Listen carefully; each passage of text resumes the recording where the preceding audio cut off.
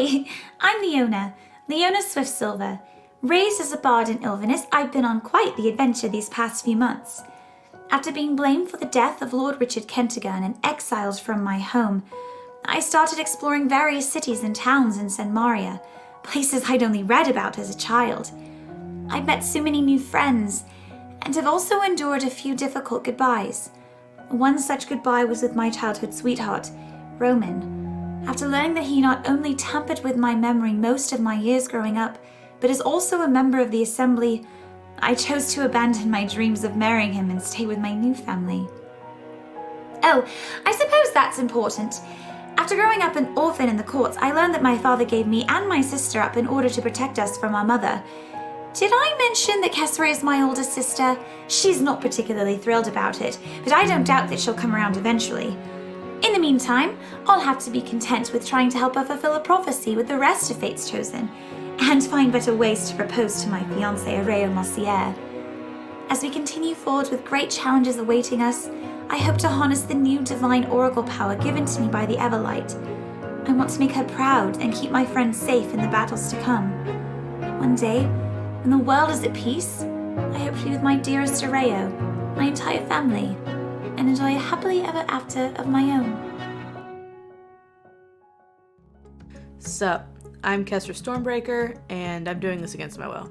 I said I would do it. Didn't say how I was gonna do it. Fine, let's start over. I'm Kessera Stormbreaker, and apparently I have to save the world. Sounds dramatic, right?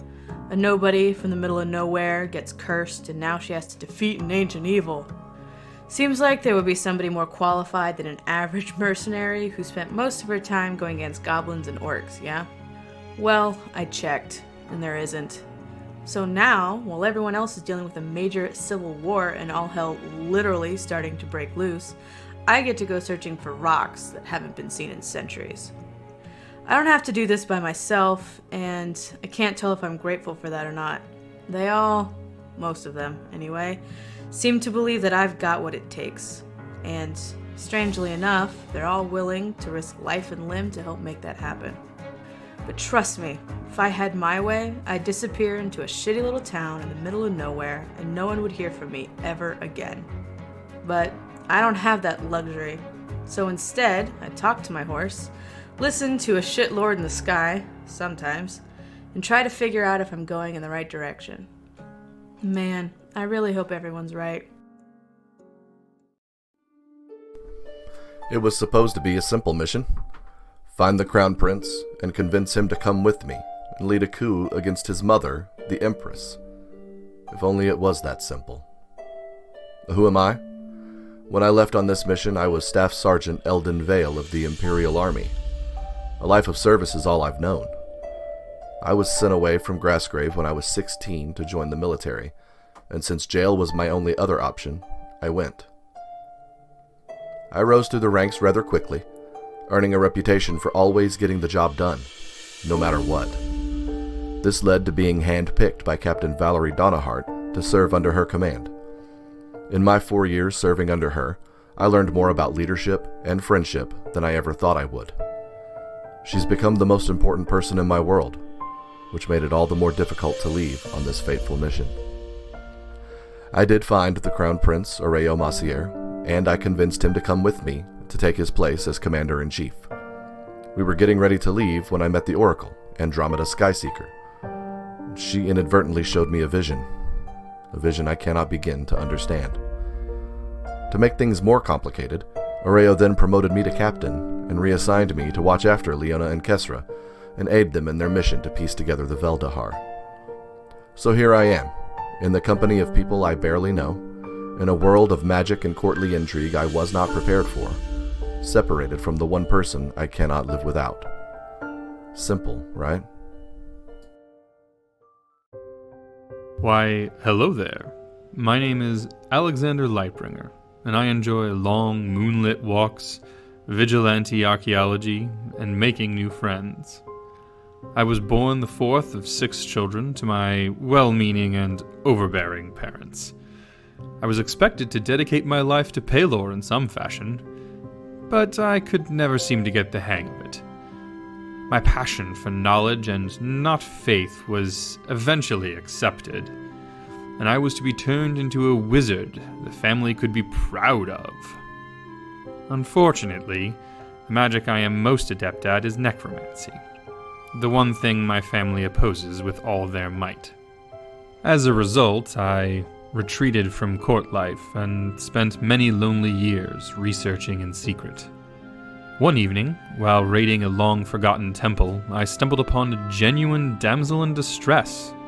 I was intrigued by her tales of a lost well of prophecy, and by the comely paladin she traveled with. The friends I made and the truths revealed at the well changed my outlook on life and the world. I help Fate's Chosen and continue my illicit research whenever my duties in Wolfcrest allow it. Instead of languishing in obscurity, I now work to free my home from the corruption of the Empire. In the land of Iolan, there is a village that every 5 years sends strong, young warriors to the cursed jungle of the Grim to protect an ancient artifact known as Lore Keeper. This artifact is held in a sacred, dark place, the center of a harrowing labyrinth aptly named the Hopeless Gardens. My name is Atlas Seto, and I am the current guardian of this artifact. I was on my 3rd year of duty in the Grim when I experienced my greatest failure. I fell in battle to a wizard named Alistair McGrath and his thrall, Kareen. I had almost given up hope when a group of adventurers came looking for that which I had lost. It took many long conversations, a tenuous confrontation, but eventually I made the decision to travel with them to recover the ancient gem. After some harrowing trials, self-realizations, and forged friendships, Lorekeeper was recovered. Although I felt that my mission had changed, the duty still remained, and I chose to continue on. Now, I travel with Fate's Chosen, people I call friends, working to drive back the darkness that would engulf this world and make sure the power they seek is placed in willing and capable hands. I wasn't the crowned prince of Rayomasia when I first met Fate's Chosen. I was simply Ray, a man looking for his missing sister. While traveling with them, well, I fell in love with Leona.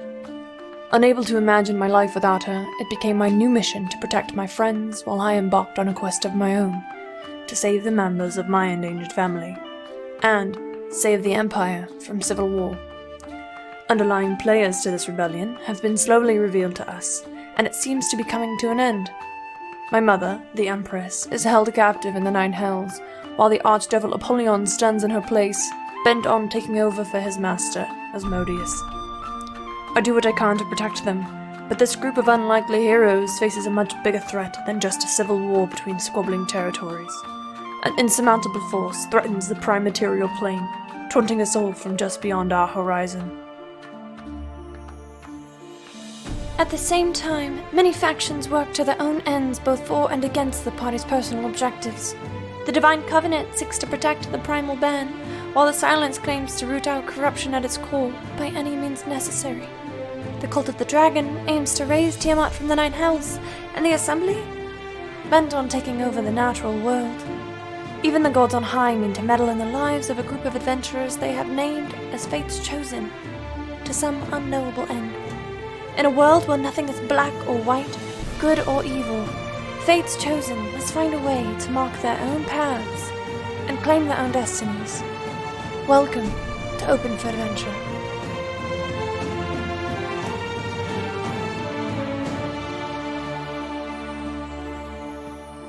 Have you heard of those touched by fate? Families forged through triumph and trial. Heroes to both stranger and friend lend an ear, and I'll spin you their tale.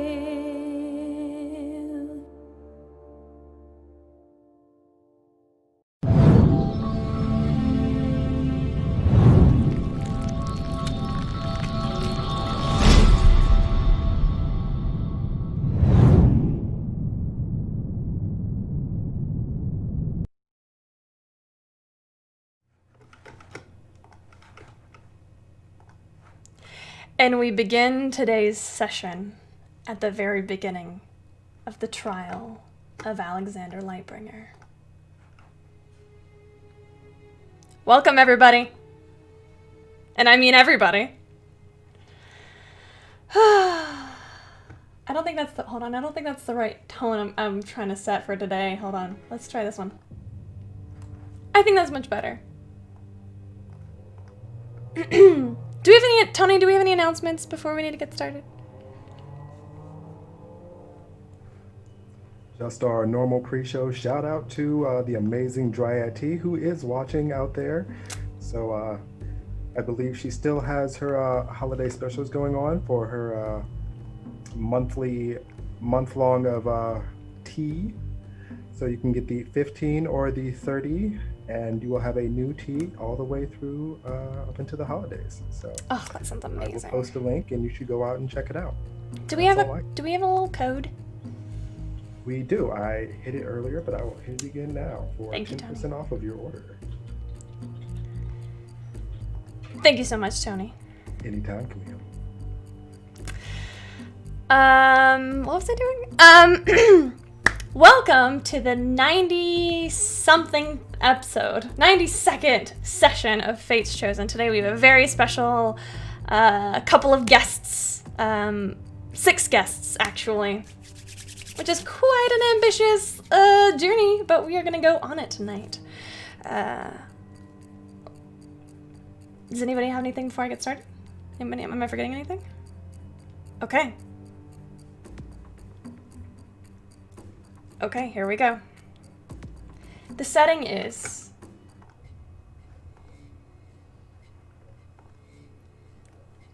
the trial room. This room is massive.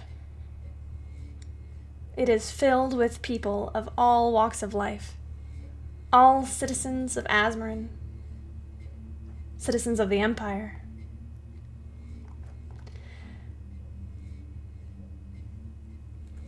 The judge, also known as King Theo, sits in the center, behind a large wooden desk. To his right are a group of 9. They are meant to represent all of Azmorin. There are gnomes, halflings, humans, half-elves, a dwarf.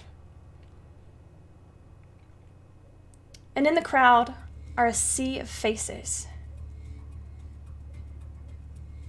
Some you recognize, Fate's Chosen. Some you do not. There are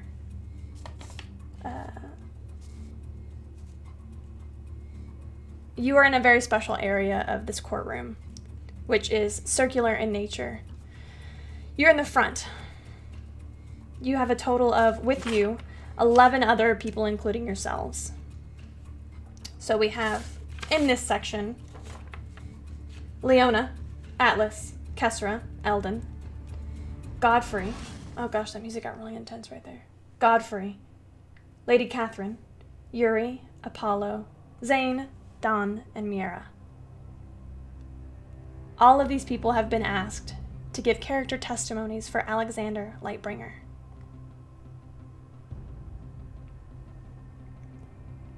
The trial is about to begin. What is Fate's Chosen? What are you doing? Sitting nervously. Waiting Like, patiently. visibly tense. Why are you the tense one, Kestra? Have you met her? Courts make me nervous, it's fine. This is a trial here. Interesting. Is it much different in Iolden? Some stark differences, you could say. A lot less sand to begin with.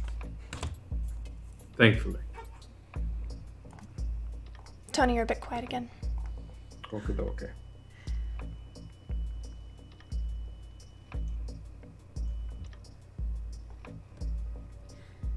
What are the rest of you doing? Leona? Is Areo back? At the moment, the trial is about 10 minutes from starting and he has not arrived.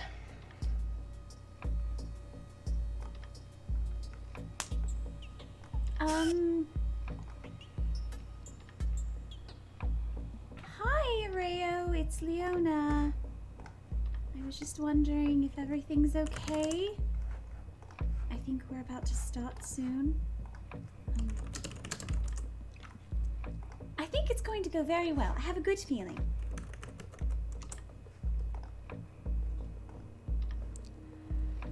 I think Kesra's more nervous than Alexander.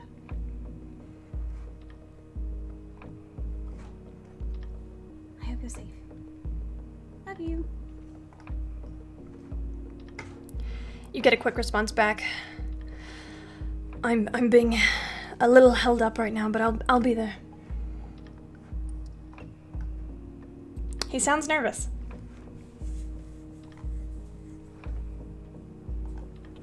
So, question. What happens if Alexander is found guilty? Your lawyer, the halfling Thomas Anthony, stands next to you, Alexander. You are seated just in front of the group of character witnesses. He kind of turns, you see he turns back to Atlas. Well, it's not a matter of if he's guilty, it's a matter of, well, like I said, some people are out for blood, and they're gonna ask each of the character witnesses what they think should happen, and then the council will decide. I see. Thank you.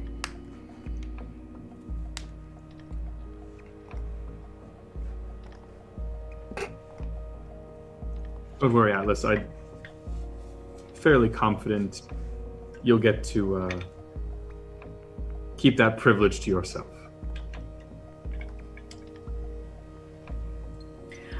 I'd like to think that before this happened, somebody gave Kesra some sort of advice as to what to not do when she was up on the stand. We didn't talk about this at all, but...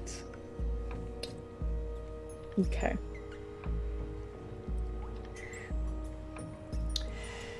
You're muted, Mindy. You're still quiet.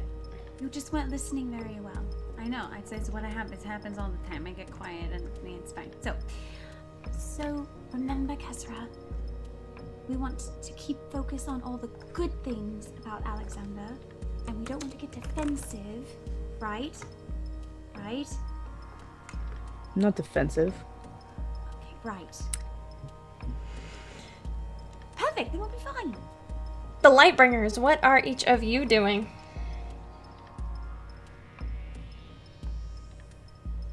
Godfrey's just sitting quietly, staring straight ahead, trying not to look at the rest of his family, at least.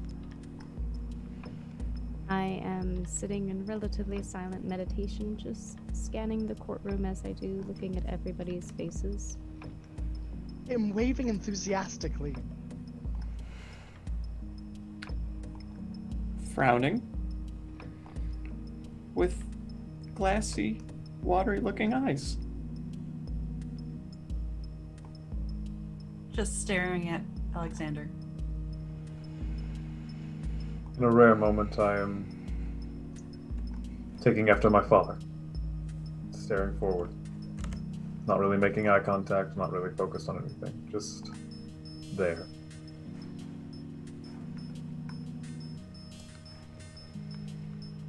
Who is Yuri waving at? All of you. I wave back.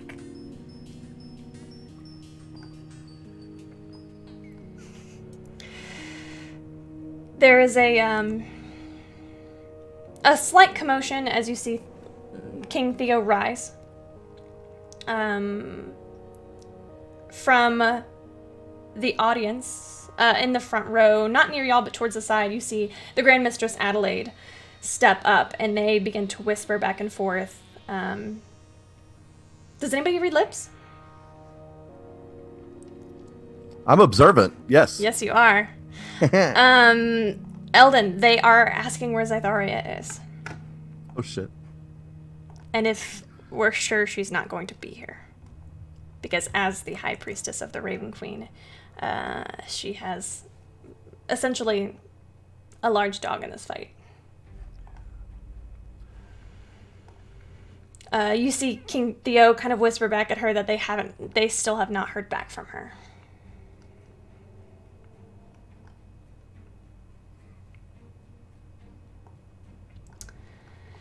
After a moment, Theo gives her a nod and says, I guess we'll start without her. Or I guess we'll proceed without her.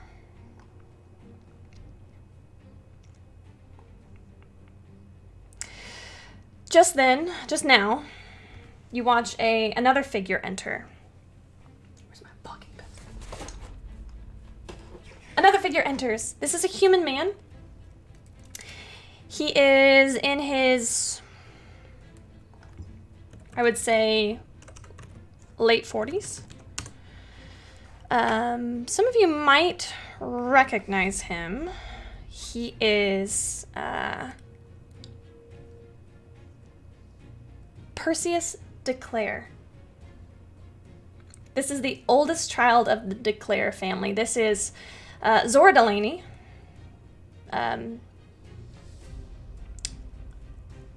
The wife of the sovereign, Queen Zora. This is her older brother. You also, anybody who knows Azmoran history would know that the de Clares and the Delaneys are rivals. And as such, it is not uncommon for the Delaney family to bring in the de Clare family for help being impartial. Perseus de Clare enters and gives a low bow to King Theo. It is everyone's impression that he will be interrogating against Alexander today. Where Thomas is helping, is essentially what is the equivalent of Alexander's lawyer. Perseus is the prosecutor. He takes a seat.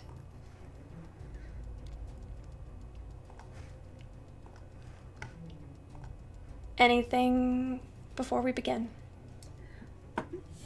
Was Perseus, is there anything in particular that would be of note about Perseus Roll that history. would be worth?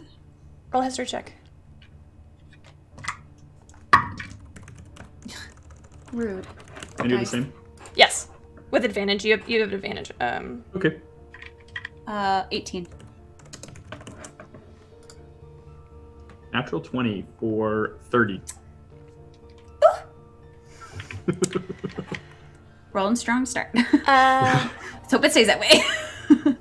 Perseus has always been quite serious. He's 46. You'd know that he is the oldest. He is the patriarch of the de Clare family since both Gordon and Ines have passed. They died for their crimes against Azmoran. He and the rest of his siblings managed to stay safe and protected from the incursion, though no one was more surprised than him when it came to light that Gordon and Inez were actually responsible for the fiends that took over the city. Perseus was the only one of the de Clares to suffer any loss at the hands of the devils. His beloved wife, Mira. Not Mira. Oh my gosh, we need to change her name. Her name is Lyra. CMD, I'm not gonna do that. His beloved wife, Lyra, was felled violently in front of him. When Theo returned to save his city, Perseus took up arms against his own parents, calling for their execution once the incursion was dealt with.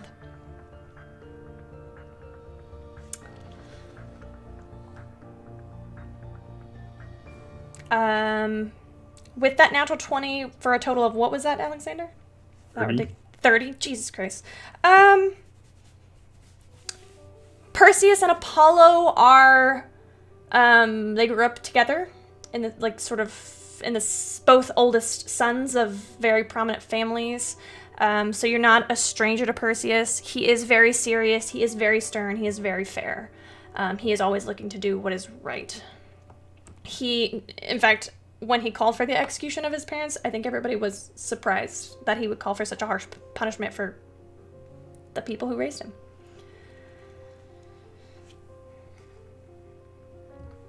Okay. Anything else? Perseus is tall, sort of narrow-shouldered, with dark brown hair, dark brown eyes. A very stark contrast to the Lightbringer family, who, as you see them all seated, are all blonde hair, blue eyes. Anything else? If that is the case, then we Wait, will... no, I lied. Get out of here. I would like to, how close is Alexander to me? You can reach forward and touch him if you wanted. I would like to reach out and just place a, once it feels like, oh, we're about to get, like, started, you know, I would like to reach out and just, put a light hand on his shoulder and just, say, it's going to be fine. And then we'll go back and we'll have dinner and then we'll be on our way. And I'll cast guidance. Okay. Hopefully discreetly. Oh. Roll sleight of hand.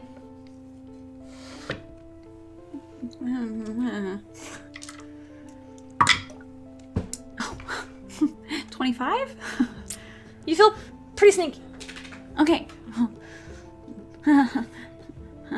Okay. Adelaide Wolfwood steps forward, and you watch as she reaches into her leather armor, her dark leather armor, and with one hand up to the sky, brings it back down, spreads her hands around, and oh my gosh, that sounded so lame. Many of you are familiar with the spell Zone of Truth. She casts it over a 15-foot radius sphere. At the very center of this is a single chair. King Theo says, anyone who enters this chair will be subject to the truth. We will know if you do not subject yourself. But it is your choice. Alexander Lightbringer, please stand. I should stand up. The charges against you are the practice of necromancy, raising undead, which is illegal not only in the Empire but within Azmoran itself.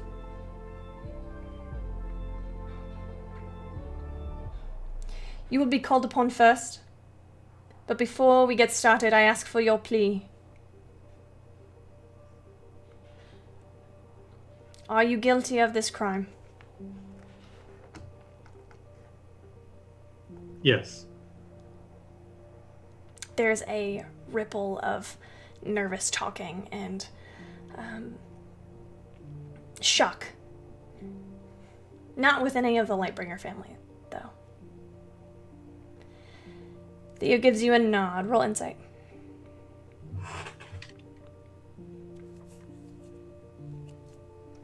I'm gonna use an advantage. Sure.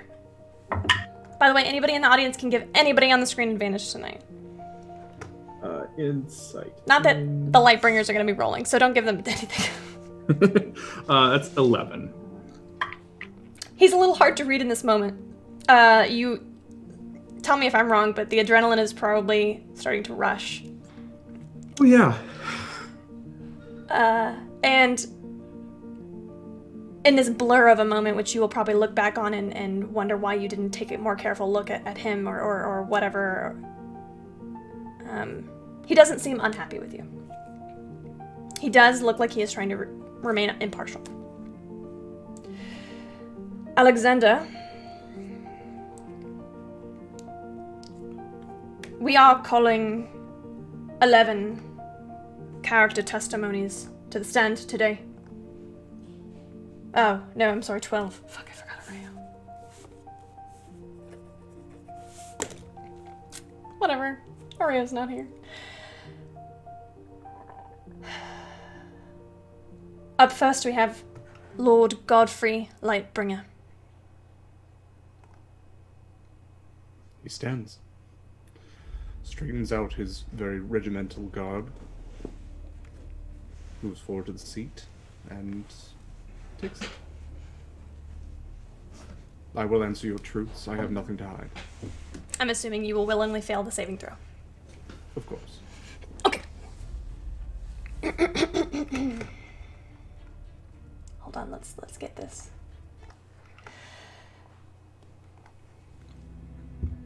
At first, Perseus and Thomas look at each other, and you watch as Thomas gestures to Perseus first. Perseus steps in front of you, Lord Godfrey.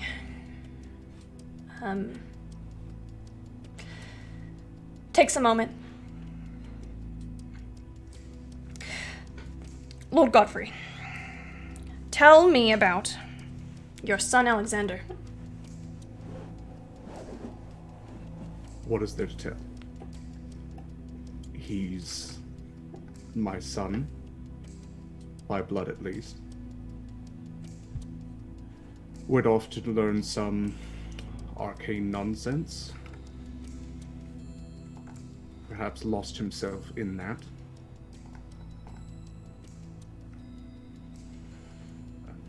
I don't know what you want to know. When did you become first aware that Alexander was a necromancer? Practice necromancy? Thomas speaks up. Not long ago. I believe there were other members of my family that learned first. I learned after they did. Lord Godfrey, you have had a high-standing position in the Church of Pelor. Have had, yes. Was that a question? No, I'm getting there. How has this affected you and your family? My loss of position, or the reason for its loss? Both. The reason for its loss was my son is raising bodies from the ground. He is standing against everything that Pelor stands for and spitting in the face of the divine son that is Pelor. How it has affected my family is it has ruined my reputation, and it has ostracized me from the very temple in which I have practiced for near all of my life.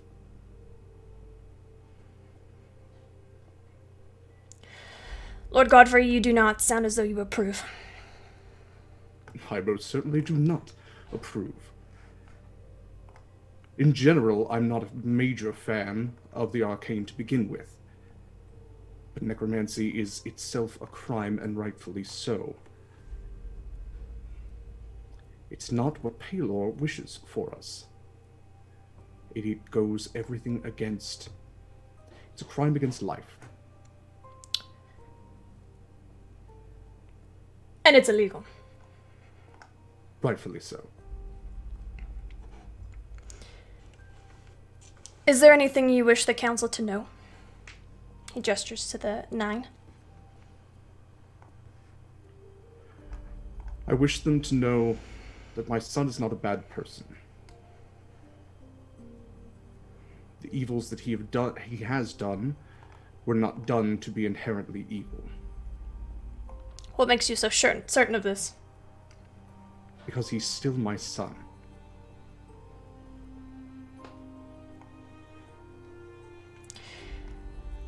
Lord Godfrey, Go ahead. are you meaning to suggest that your son was able to practice necromancy without you knowing? Alexander spent much time away from the family. When he left to gallivant near Wolf Crest or wherever else, I was almost glad for him to leave the limelight. Why is that? Alexander has always needed a certain level of attention, and the attention he has attracted towards our family has never been particularly positive. Did you suggest something nefarious was going on? If I had known anything nefarious was going on, I would have said something. I would expect as much, Lord Godfrey.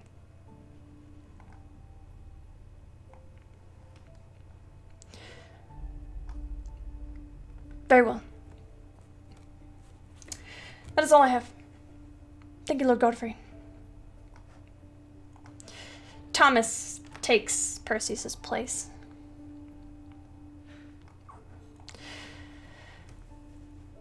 Lord Godfrey Lightbringer, it's a pleasure to see you again. My condolences for your loss of position. Thank you. Have you ever seen Alexander practice necromancy? Fortunately, no, I have not. You had no idea that he was capable of this magic? Capable of magic? I was aware of that. I had hoped against it, but he had certain proclivities towards it. But necromancy? I would have hoped that he would have kept that out of my house, at least. What do you mean out of your house? I mean out of my sight. Alexander is, if nothing else, an intelligent boy, and he knows I would not have approved of that.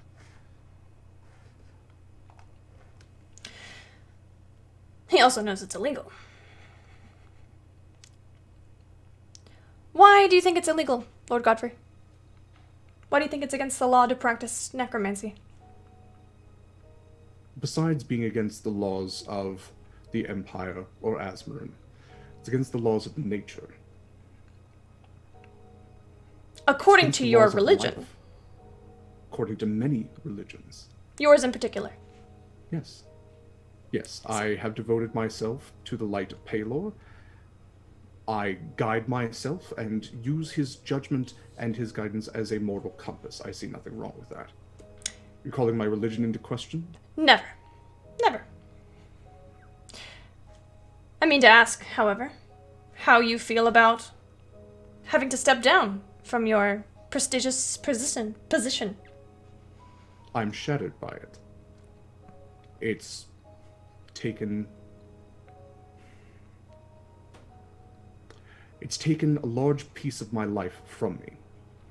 I do hope to regain it, and my family's honor in the process.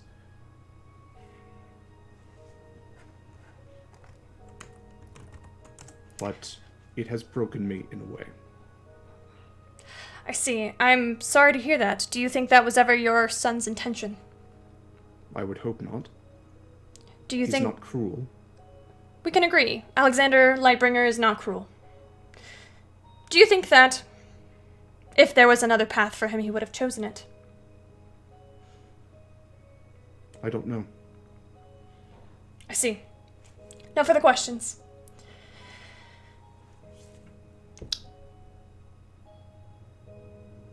Lord Theo, King Theo, I never can get that straight anymore. King Theo stands. Lord Godfrey Lightbringer, it is my time to ask you. Alexander has pleaded guilty for the crimes of necromancy. What punishment would you bestow upon him?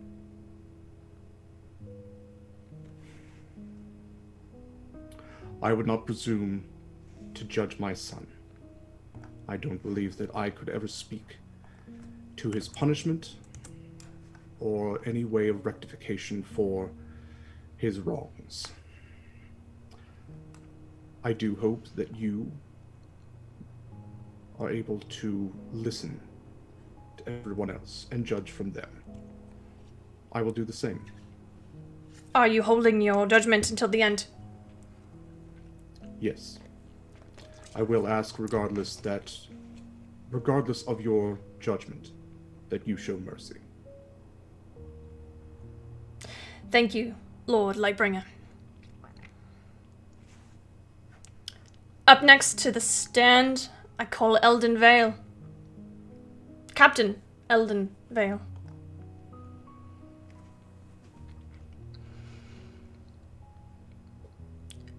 Please enter. Yes. Do you willingly fail the saving throw? Yes, I do. Okay. What does Eldon look like as he gets up and moves over to the chair? What is... He's stiff. He's trying to be very formal. He stands brusquely, walks straight to the chair, sits down, hands on his lap.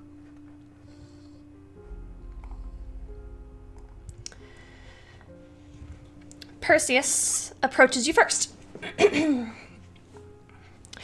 Captain Eldon Vale, it is an honor to meet you. Likewise. How long have you known Alexander Lightbringer? Not terribly long. DM, how long have I known? Time is weird in D&D. Time is randy, Mindy. Oh no, I was just agreeing. Like I also Several months. This is several months. It hasn't quite been a year, has it? Leona and Kessler, it's been longer, but for you, it's been at least several months. Yeah. Okay, yeah. Say for us, it's got to be getting close-ish to a year, right? Yeah, I would think it's around a year. I would think for at least. It's D&D. We can say whatever we want. Right. Cool. It's been thousands of years. It's been 84 years. It's been 1 week. Did you look at 1 me? week.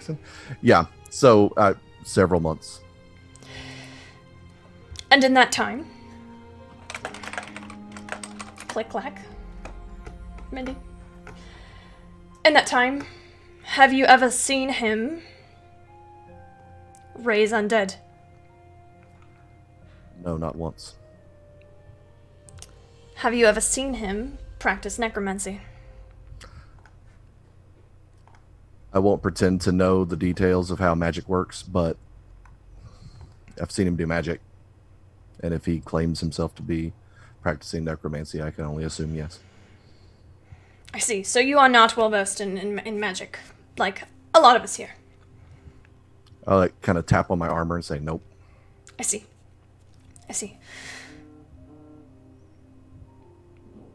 Tell me, Captain Eldon Vale, what would you like the council to know about Alexander Lightbringer? I've spent most of my life in service of the Empire. There's a bit of a ruffle in the crowd. Specifically up in the White Cliffs, fighting to hold ground. I've fought beside a lot of men, a lot of women, a lot of people. I don't mean to interrupt Captain Eldon Vale, but would you clarify for us what fighting in the White Cliffs means? Defending the area from incursions from all manner of beasts that reside in the mountains. Are any of these beasts undead? Shit, are they? Many Yes. of them, yes. Yes. Okay, my apologies. Please continue. Sorry. My point being, I have served with many people and fought beside many people, and Alexander himself fights and loves as fiercely as anyone I've ever known. For what's right.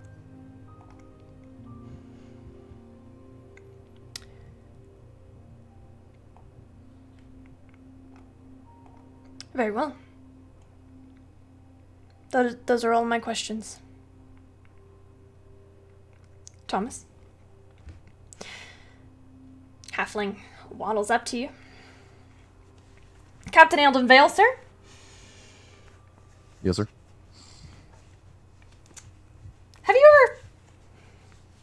Do you know what necromancy is, sir? Basic understanding is it uses...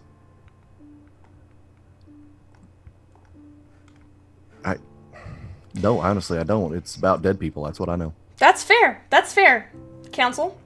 No. Captain Eldon Vale, I don't mean to make light, sir. Plenty of people in this courtroom do not know what necromancy is. Plenty of people in this world do not know what necromancy is. I do not fault you for not knowing. You have provided a beautiful testimony about Alexander Lightbringer. I only have a few questions for you, Captain. Fire away. If your life were in danger, would Alexander Lightbringer come to your aid? I'd like to believe he would. If Alexander Lightbringer's life were in danger, would you come to his aid? Without question. Why? Because you're ordered to? Because it's the right thing to do. I'm here to protect life, to keep it going. If someone's in danger, I'm here to stop it. That's what I'm on this world to do. Beautifully spoken, Captain.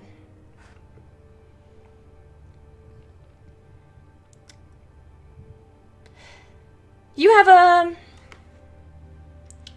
interesting position here today, Captain.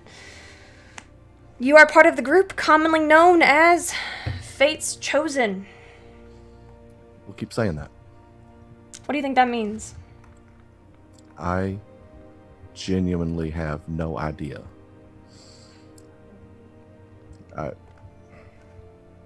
Maybe we've been in the right place at the right time a few times and word spreads. I don't know.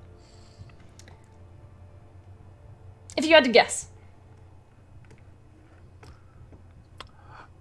I would say that people believe that we are special. Special. That we have been chosen to keep the world safe, to solve problems that are bigger than regular people can solve. And how integral.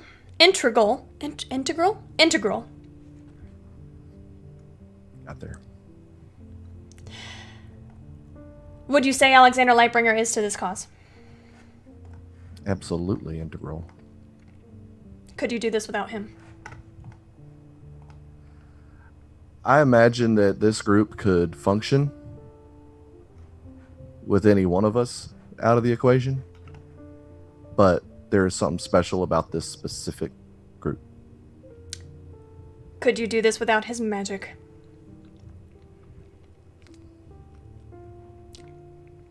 I imagine it's possible.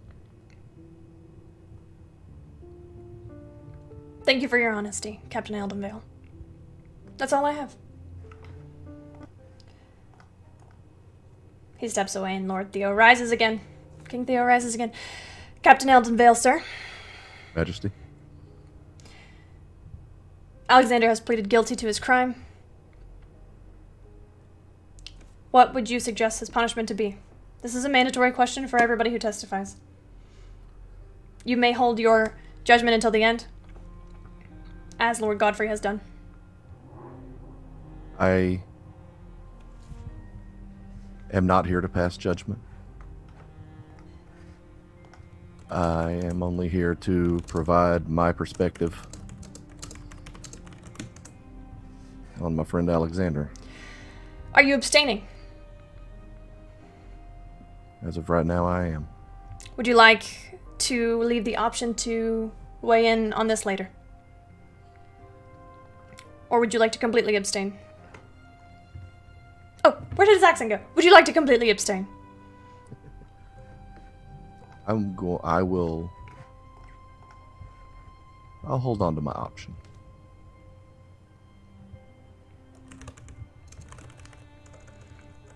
Very well. That is all, Captain.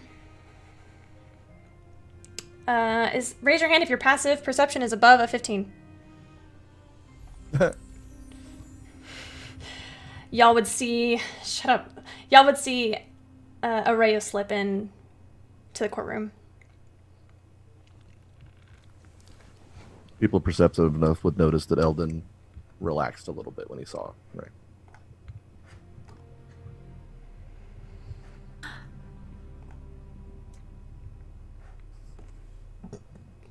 Oof. Am I free to... You are. Thank you.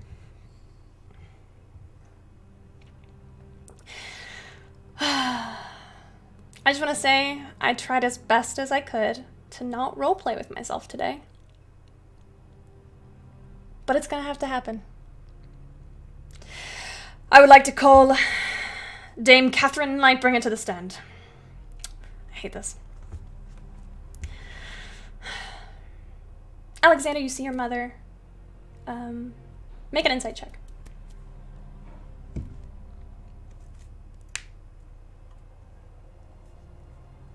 Well. Okay, she seems... And if anybody else would like to make an insight check as well, and Fate's Chosen. Sorry, y'all could have had character sheets, but I suck, so whatever. She looks resolute. She looks resolute, but a little nervous. She steps forward and you watch as a chill runs down her spine. She sits down in the circle of the Zone of Truth. Perseus steps forward. Lady Catherine, pleasure to meet you. Yes, thank you. Lady Catherine, Alexander is your son. Yes, he is. Yes. How did you feel when these allegations were first brought to light? There's a long pause.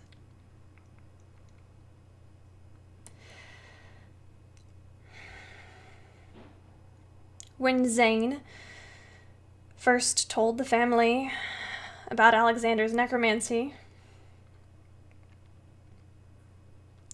I was sad to hear it. Perseus speaks. But not surprised.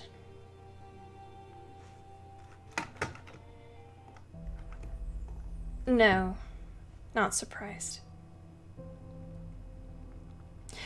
Are you telling me, Lady Catherine, that you are aware of your son's illicit activities?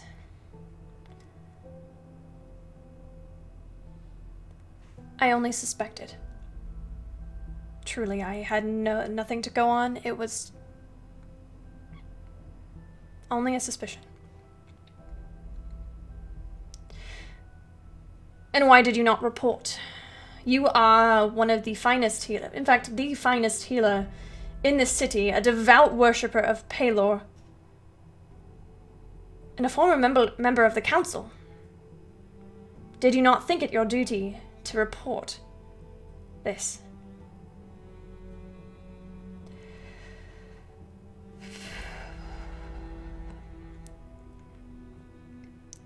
I had no proof. So I said nothing.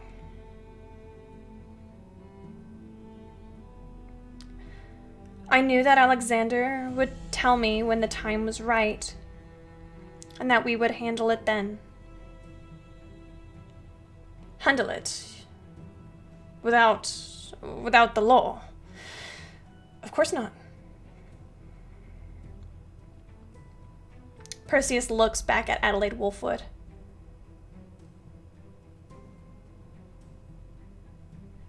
Grand Mistress, has Lady Catherine resisted the Zone of Truth? The Grand Mistress shakes her head. Very well. Lady Catherine, you are here today to give a character testimony for your son. You are the perfect person for it. You would know him best, but you would also defend him the most. Is there anything you wish to say to this council?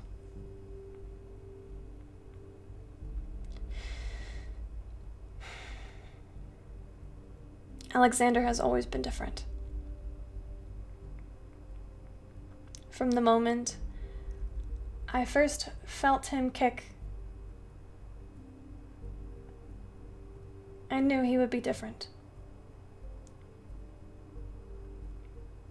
He always had intelligent eyes, kind and intelligent eyes. In this family, there is a certain expectation that many of my children have followed. A tradition of admiring and adoring Pelor.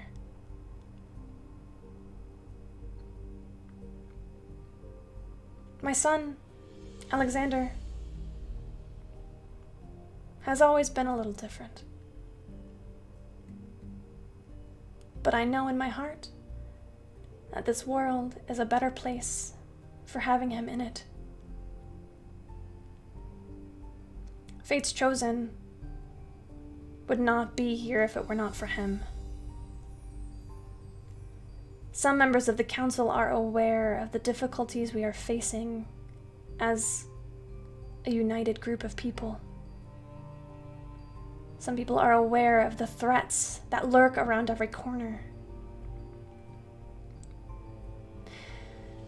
Ask yourself,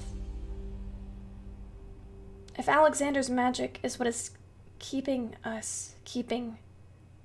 Asmodeus at bay, why is it illegal for my son to exist? Why should he be punished for using his gifts to help the world? Thank you, Madam Godfrey. No, Madam Lightbringer. Whatever. Thomas stands. Lady Godbringer, Mother Bitch. Lady Lightbringer. Dame Lightbringer. What is her title? I'm the dungeon master, it's fine. It's whatever you want. That's fair. It's just Mom. Catherine. Thank you for that beautiful testimony. I actually don't have very many questions for you. You've answered most of them.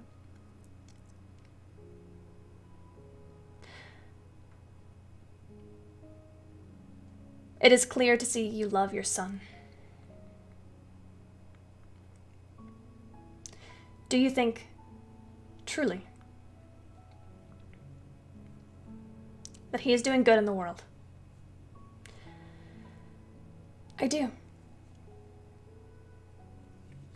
That is all I have to say. King Theo rises. Dame Catherine, Lightbringer. Alexander has pleaded guilty. It is our duty to determine a punishment. What would you recommend?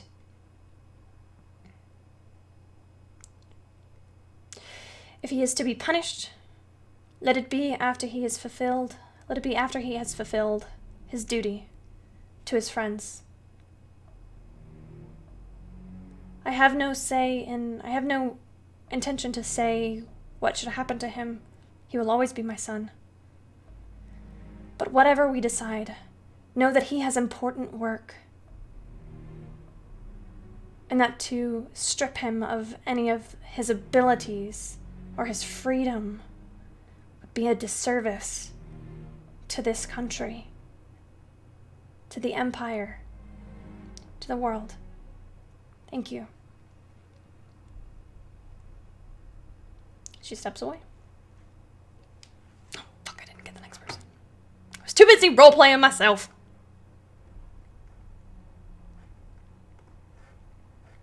This is not my first rodeo, it's fine.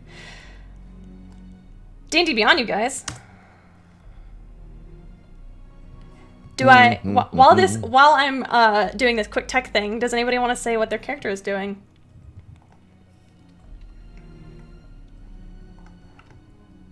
Just watching and taking in the atmosphere, people's moods, the emotions, noticing people's facial expressions, the crowd response. Yep. Is it watching the corners, watching the room? Let me get insight or perception from anybody who would like to roll it. Yeah. I'm just trying not to get myself in trouble by replying to everything that's being said. I'm focused on that right now. Eldon got a 19 on perception. Okay. 29 on insight. Okay. 14 on insight with advantage. You said how much? 14 on insight? Yeah. I'll start with you, Tony. Next up is Atlas. You get the sense that there is sympathy for Alexander right now within the crowd. There's a bit of sympathy, especially after Lady Lightbringer's testimony. It seems as though the appeal of a mother is winning over some hearts.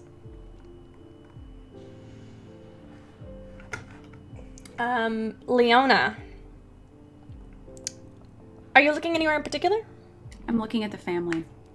Oh, why don't the family?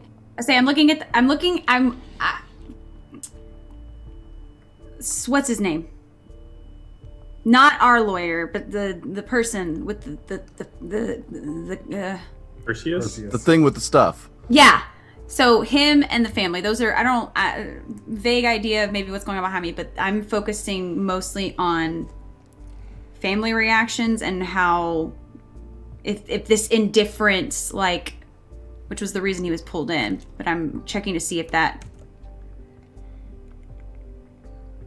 falters at any point, and if it does, on what. Why don't the family tell you? She rolled a 30, I think. A 30? 29. A 29. Why don't y'all know how D&D works? Why don't you say what she would see? During the testimony of Eldon, Apollo wouldn't have reacted very much. However, during the testimony of both Godfrey and Catherine, he was noticeably wincing, seemingly at kind of their disparagous opinions.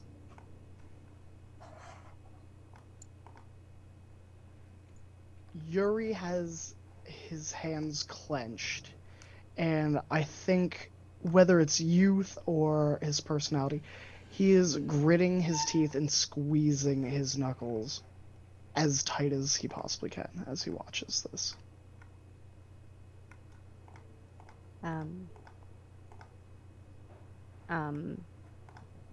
Still remaining relatively impassive, when Catherine comes up, you notice that my eyes go slightly downcast.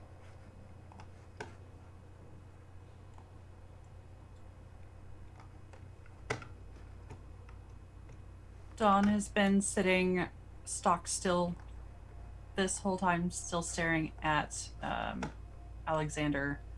During her parents' testimony, she would have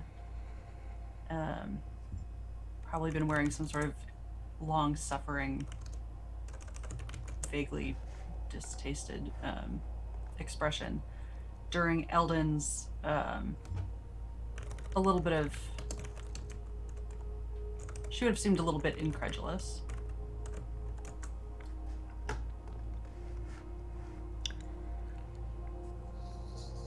I would maintain a fairly upset disposition. Frown creased across my face.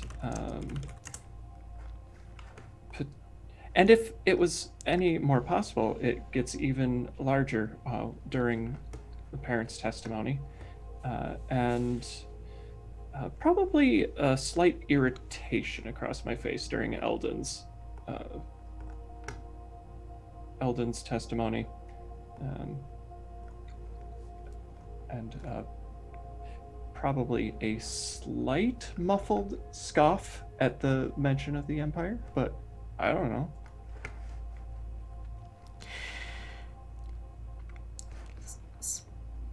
Speaking of Empire, I will give Ray a kiss when he gets in. Definitely. He sits next to you. So will I. Oh my god. Atlas Sarah, you are called to the witness stand. Will you testify? Oh, alright.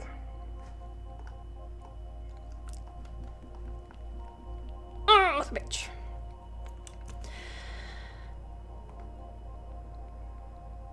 Who just went? Catherine, yes. Perseus steps forward. Atlas Zero, it's a pleasure to meet you. I am Perseus de Clare. How long have you known Alexander Lightbringer? A little over a month, I believe. And what is your impression of him in that time? Oh, he is cocky. He is a little overbearing. He has a thirst for knowledge. Very full of himself. He's very protective of those that he loves, though.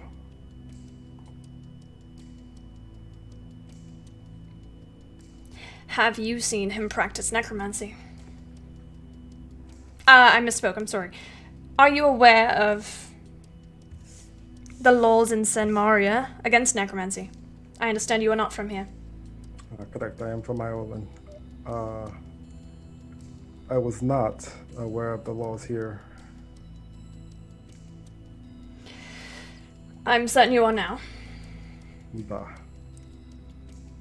Are you aware of the school of magic known as necromancy? I am in the monastery where I grew up and trained. We learned how to more or less fight against them. Necromancers are not allowed in Ireland either, and the temple looks down on that. The Temple of? Star Team. Can you give us a little context there? Necromancy is seen as an affront against life. People's paths are chosen. Once you are put to rest, your soul moves on, and it is unwise to mess with a soul that has passed on. The path of light shows that, once you have moved, you're to stay there. And for someone to pull your soul back for whatever reason, well, mostly for that reason, to raise you as a corpse to do someone else's building, to go against your own nature or will, it's horrible. You do not have a high opinion of necromancy, then, I take it. Not at all. See. Necromancy is illegal here in San Maria under the current law of both Asmarin and the Empire. We are here today to dispense justice to Alexander, who pleads guilty to necromancy. Your job here is to convince us what punishment to give him, what he deserves. What do you think Alexander Lightbringer deserves? At this point, my own personal opinion is that he should not be punished. I mean, I have seen him do nothing but good in the time that we have traveled together. I mean, there was that one time that he attacked me, but that wasn't using necromancy, so it's neither here nor there.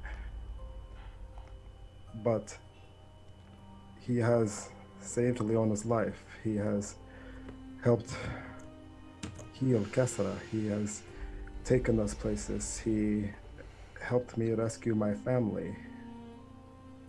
I mean, it was kind of his fault we had to rescue them, but mostly he has done good things. And if Pelor himself is okay with what Alexander is doing, then I don't know why my judgment really matters. At his mention of that, I will reach into my vest and slide out the medallion that Pelor gave me. Let's see if people know what that means. Godfrey, you would know what this means. There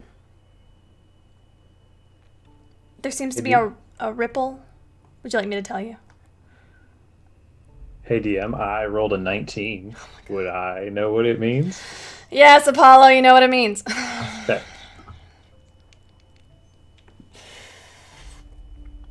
Alexander, where did you get that?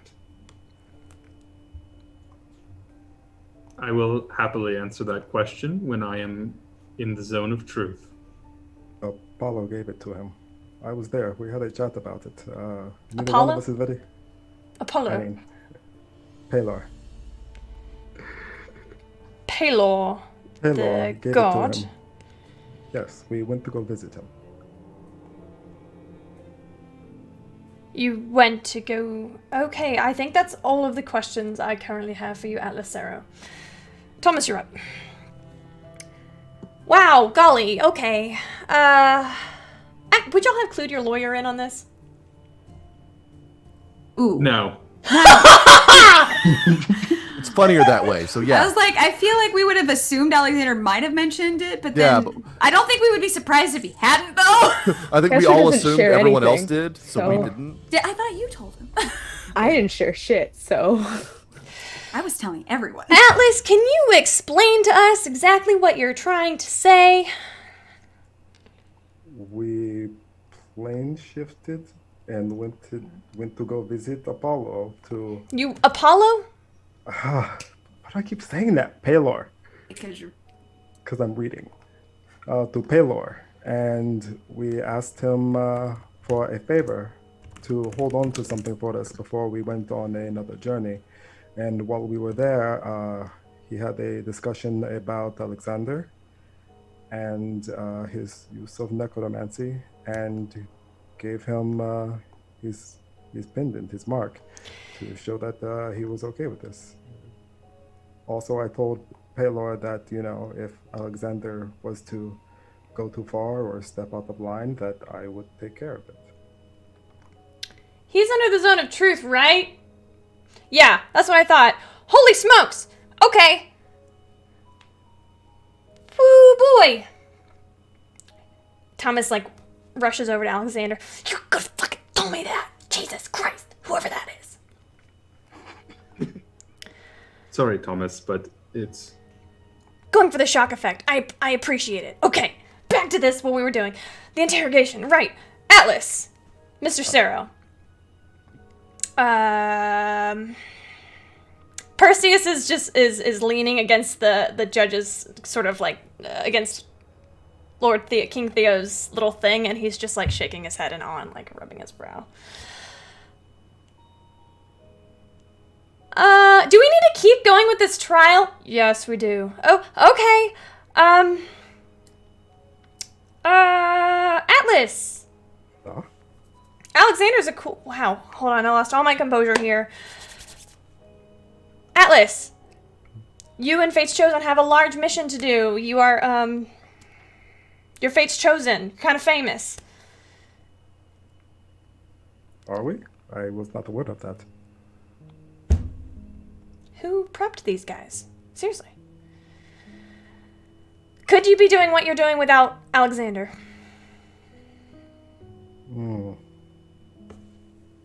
I mean, as Eldon said, it might be possible, but his arcane abilities do come in handy from time to time. Right. Can we take a recess? Yes, we can take a recess. Is something wrong? We just need to regroup. Fate's Chosen, we need to talk about this. The rest of us are going to take a quick break. We will be right back, friends. Please get up, get some water, get something to drink, hydrate, water, pet your pets, get up and stretch, take a bio break. We will be right back. What? Did you say... Oh, no, it's fine. Did I say what? What? Nothing. I heard wrong. It's fine. I heard it too. Yeah. Okay. Just okay. Go. It's fine. Just go to break. Okay, bye! Oh baby, I love you. Oh baby, I love your madness. Welcome to our Patreon. Here on Open for Adventure, we are making high quality Dungeons and Dragons content, folks. We have a great big world to share with you, and by becoming a patron, you can help us explore and expand upon this adventure. With your support, we can invest in more amazing artwork, better mics, fancy cameras, and overall stream quality. Not to mention, help us get some amazing new merch that we can use for giveaways. What do you get by becoming a patron? I'm so glad you asked. Let's take a look at the different levels and give you a sneak peek at what you can get at each tier. Did you know that the family of the First Lord Theo, the leader of the rebellion against the Empire, actually invented firearms nearly 25 years prior to the current campaign? The designs for this high-tech weapon are the Delaney family's best-kept secret. Also, they were originally invented by the late First Lady Victoria, Theo's mother. Access to lore leaks like this is what you can expect from the first tier, written in blog-style posts after each weekly session. Ever wondered what goes on off camera? The next 3 tiers give you exactly that. With Stolen Moments, you can get access to text-based roleplay moments, highlighting experiences that don't make it onto the stream, like Leona's training session with Ray and Asmrin. Stolen Moments Plus gives you access to roleplay moments featuring our guests, non-player characters, and historical figures, featuring the likes of Marshall, Annalena, and even the Empress herself. And Roleplay Addiction takes us to a whole other level. This tier gives you exclusive 30-minute videos of canon interactions not otherwise seen on stream, like late-night drunken interactions between paladins or tender moments featuring your favorite character ships. The Warm Fuzzies is super simple. It's everything I've listed so far, and also you get your name on stream after our weekly regular sessions. Every session. And our undying love. And finally, the most epic of all Patreon tiers. Drum roll, please. The Lore Master. This ultimate and final tier gets you first look access at all of the content going into our upcoming, official, open for adventure campaign setting. Lore, maps, monsters, items, dungeons, dragons. Go ahead, have a look around, make yourself at home, and consider becoming a patron to help us make this fantasy world a little bit closer to reality.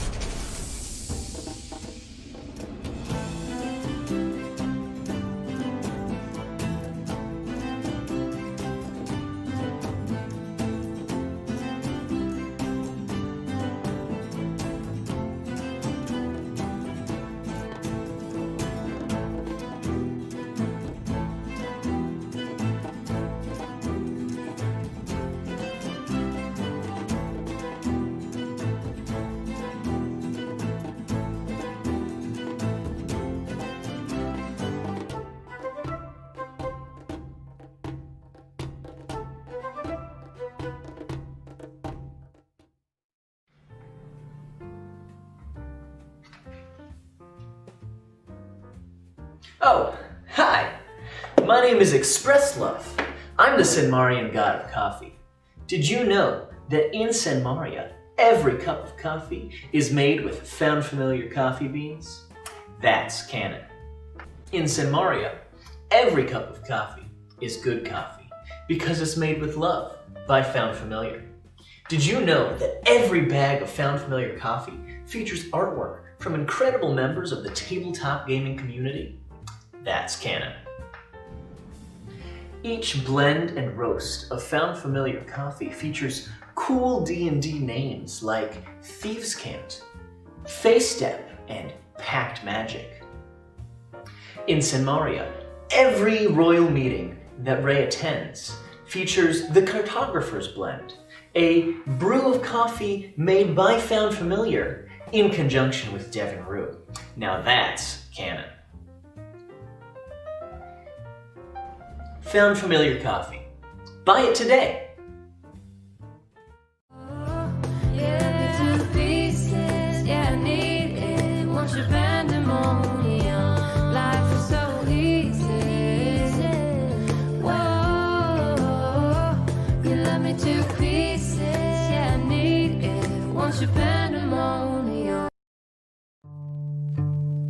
Oh baby, I love your madness. It's so incredibly beautiful. Oh, you shine like gold, so selfless to all, and wild like an animal. Some would say I'm insane.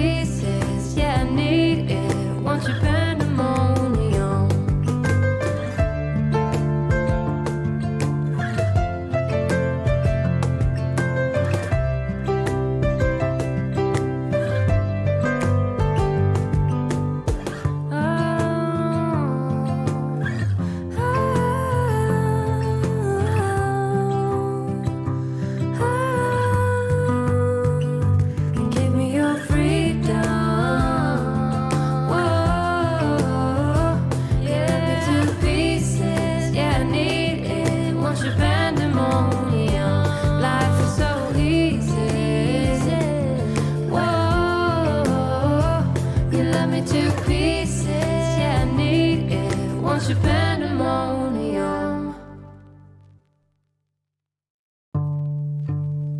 Oh baby, I love your madness. It's so incredibly beautiful.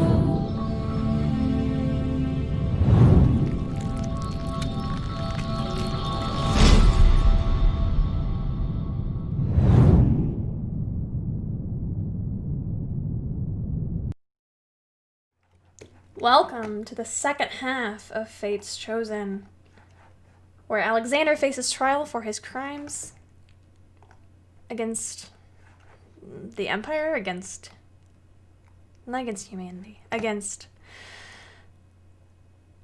Asmarin and the Empire. We have, oh my gosh, OBS hates me. We have heard from, so far, Lord Godfrey, Eldon Vale, Lady Catherine, Atlas Sero, and now we go to Mira. Mira, King Theo rises. Mira Lightbringer, please approach.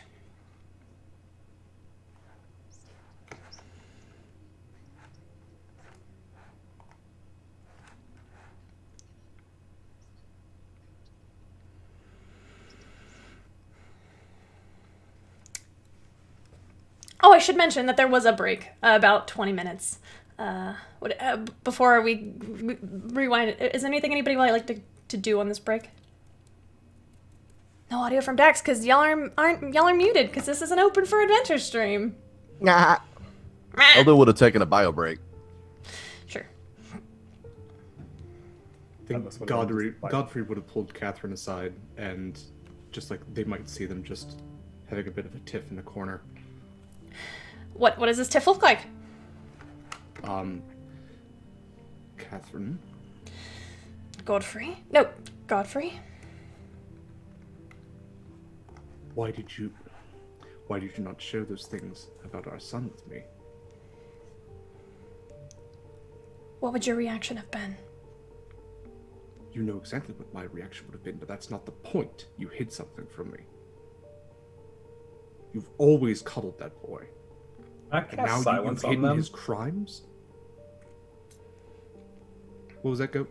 Can I cast silence on them? Can you hear them? Can I see them arguing? Yeah, can I see them arguing? Eldon I can. see them arguing? Silence all you They want, are bro. I can off see in a right through corner. it. These are people who have been married like 30 years. They know how to have a quiet fight.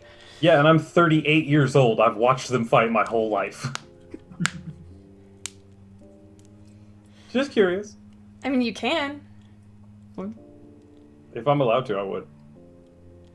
Still read lips. And then I would go tell them both to sit down, standing right outside the cone. Apollo. Works on you. They know sign language. Yeah. Apollo. That's enough. Embarrass the family less. And then I would go sit down. Mind your tone, son.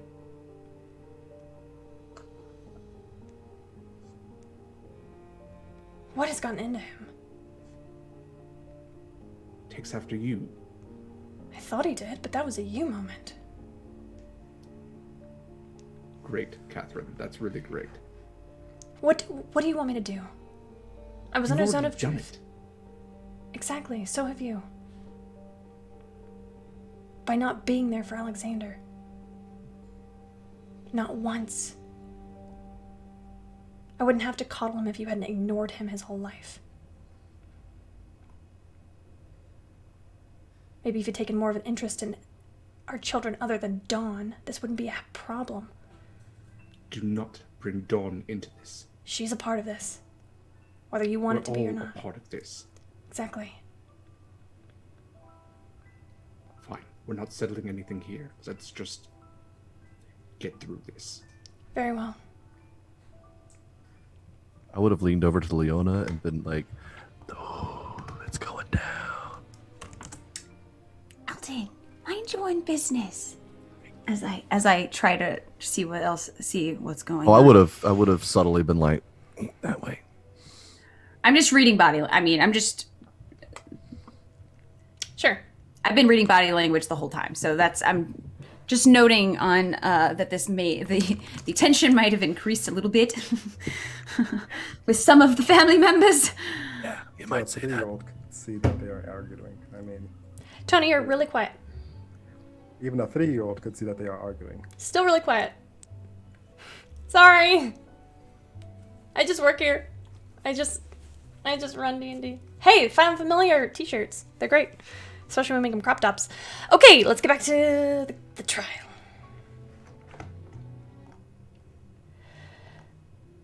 All right. You need me to repeat my entrance? Or I would love for you to repeat your entrance, Dax. Okay, then start me off and we'll do this again.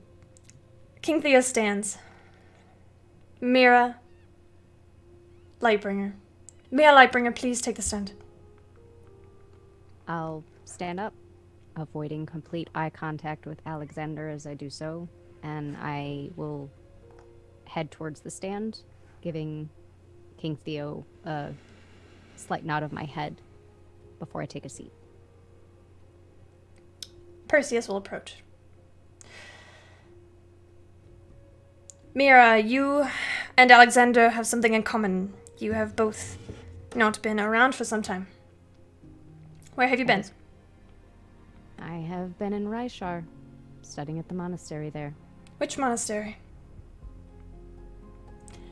The monastery of Pelor. The monastery of Pelor. So you are devoted to Pelor, much like the rest of your family. I'll glance at the rest of my family. For my own part, yes.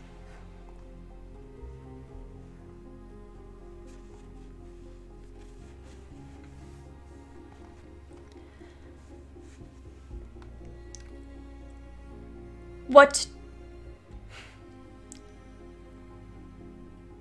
do you think of all this?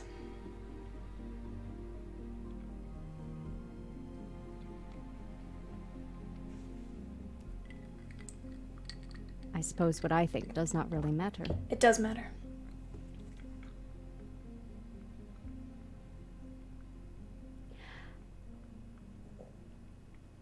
I think that Alexander has already admitted his guilt. And while I can see why he may have made some of the choices that he did, I do not necessarily agree with them. However, we can never look at only a single part of a person, and we have to look at the sum of all those parts. And how would you summarize those parts?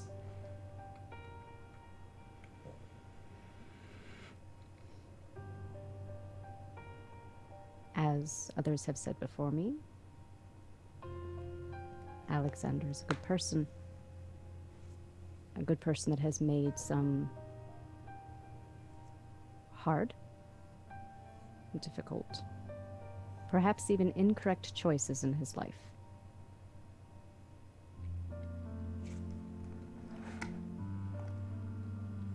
But he is a good person, and has done good for those that he calls friend. What about his family? Has he done good for his family?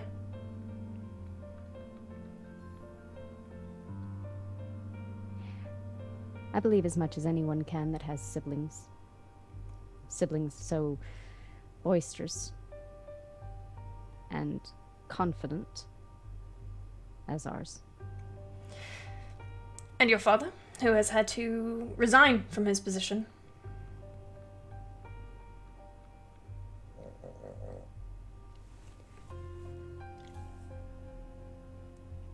Sorry. All things come to an end. Perhaps it was time for my father to seek up a new position.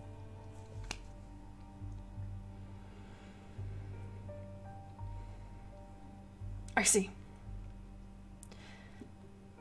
I have no further questions, Mira. Thank you.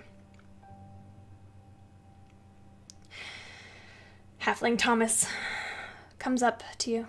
Mira, it's a pleasure to meet you. This is the first time I think I've seen you face to face. Yes. How would you describe Alexander to someone who did not know him? Oh, well, to put it bluntly, Alexander is the black sheep of the family. What makes you say that? Well, if we were to exclude the trial and present company included. My family has always been very noisy and militant, and Alexander has never been either of those things. He's always led with his head first and his heart second.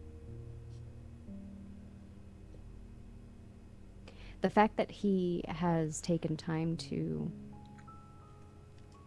be something other than what my father and my mother have dictated he be.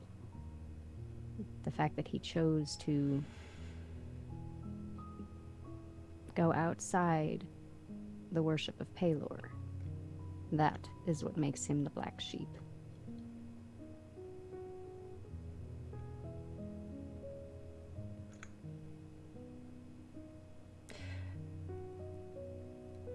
I hear you. How would you describe your brother? His personality? His strengths, his weaknesses? Alexander is too smart for his own good, and he knows it. And he takes every chance he gets to show that and show it off.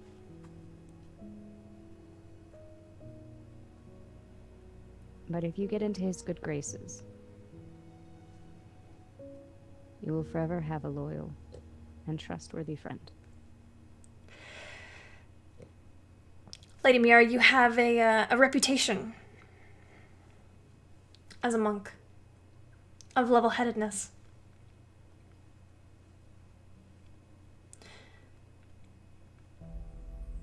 Camille forgot where she was going with this. You have a reputation. I want to ask you this.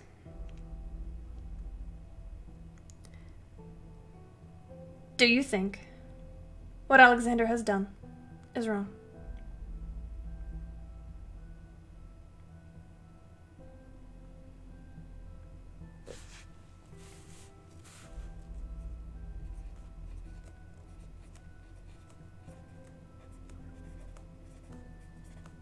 If we judge our actions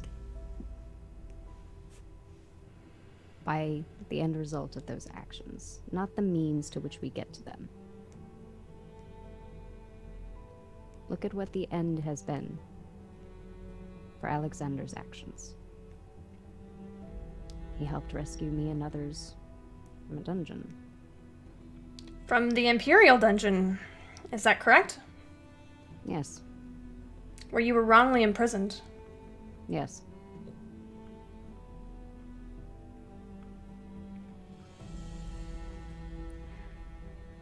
Oftentimes, I believe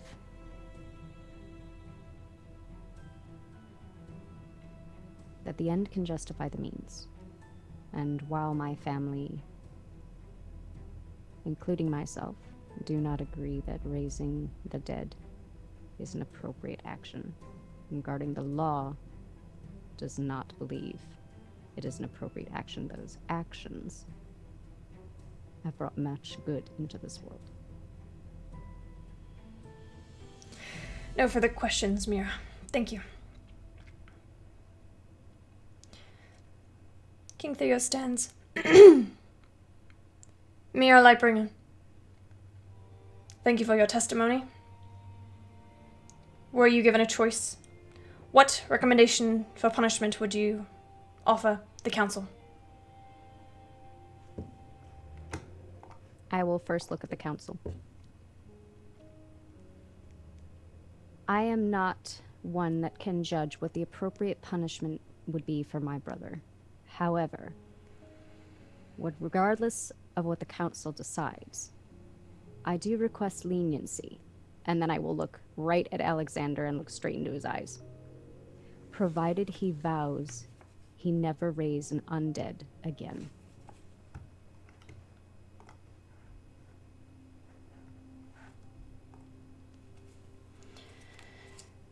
Thank you, Mira. You're dismissed. I'll go back and take my seat. Next, we call to the stand Dawn Lightbringer. She goes without hesitation. Sits.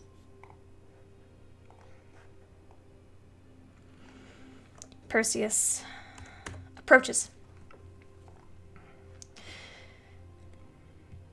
Dawn, why don't you tell us a little bit about your relationship with Alexander? I have no relationship with Alexander. Why is that? I had a brother once. He was a sweet boy. Some days I even miss that boy. That man in front of me now is not my brother. I do not know this Alexander. It's a rather harsh statement. Dawn, what could lead you to feel this way?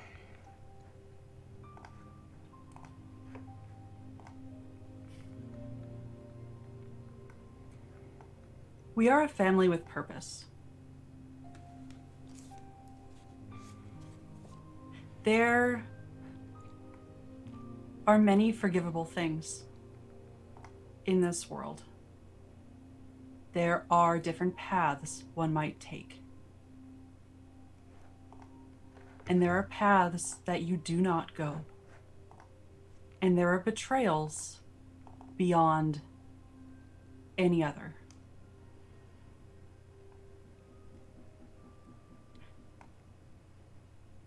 This man has gone down the dark roads, committed those betrayals. I hear he may be doing good things at the moment. A snake may kill a rat, but it is still a snake.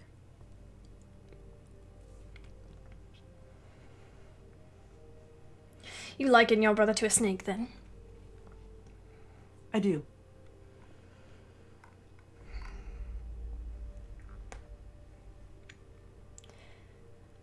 I believe you've made your stance clear.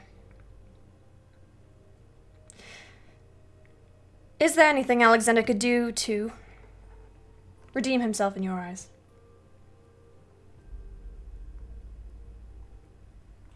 A true redemption, I don't know. A step would be to accept his fate, as it were. Or at least what I think he should accept.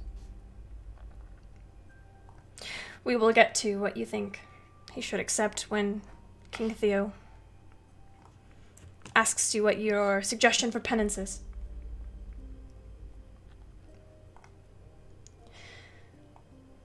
In the meantime, is there anything you'd like the council to hear?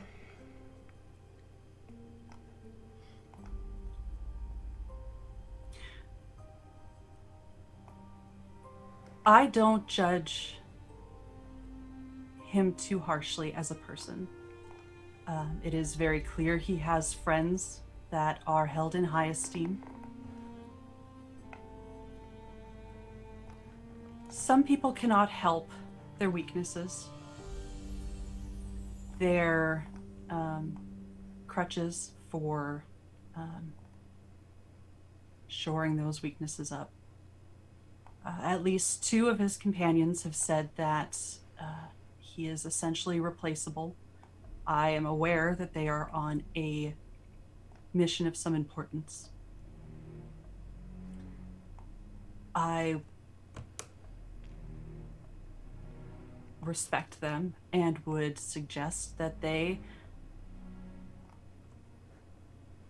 start seeking outside help. And to the council, I would recommend that they remember this is a court of law.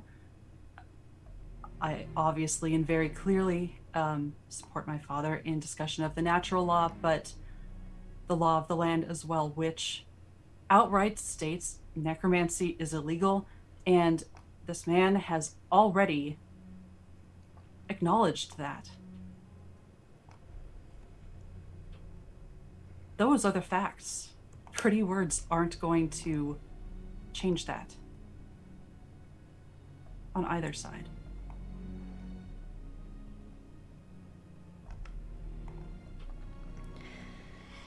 Thank you, Don.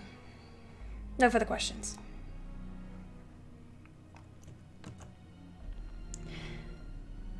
At this point, Thomas approaches hesitantly, as Don is quite the intimidating figure. Oh man, I should have asked everybody to describe themselves. It's like I'm doing a million things today. Don, we'll start with you. Would you describe yourself? She's intimidating. Perfect. She is blonde, blue-eyed. Wasn't expecting to do this now, so casual business paladin dress. Armor, maybe? What do paladins wear to a trial? I don't know. She's shorter than I think most everyone, but maybe her mother. And I'll say it, she absolutely has resting bitch face, at least right now. Perfect. Miss Dawn, can you describe your devotion to Pelor? Absolute. Objection, is this relevant? It is, actually. Please continue. What more do you need to know?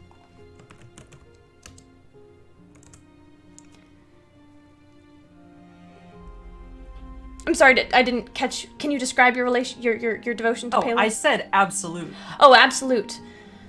And Pelor's commandments are... We'll say that she knows them by heart and she rattles them off. So, thank you. Yes. Sorry, I didn't mean to put you on the spot there, Eva. So, Pelor is pretty anti-undead, right? Very. I think we all agree that necromancy has been illegal. However, you are a staunch defendant of Pelor. I would just like the council to remember this bias that Dawn brings to the council. Much like her father. Much like her entire family. Would like to point out that their devotion to Pelor blinds them to the reality of the situation. Alexander Lightbringer is a force for good. No further questions, Dawn. Nice to meet you.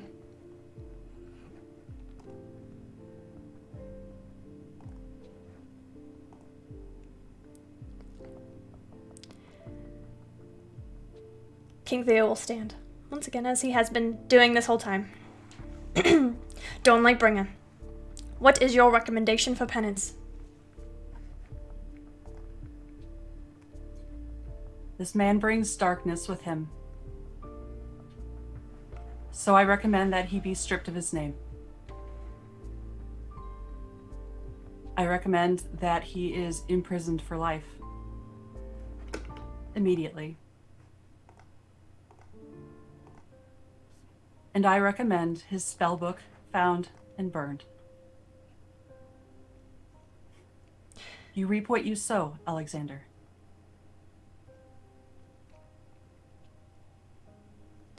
I see. You are dismissed, Dawn. Thank you for your testimony. She will take her seat and continue to stare at Alexander.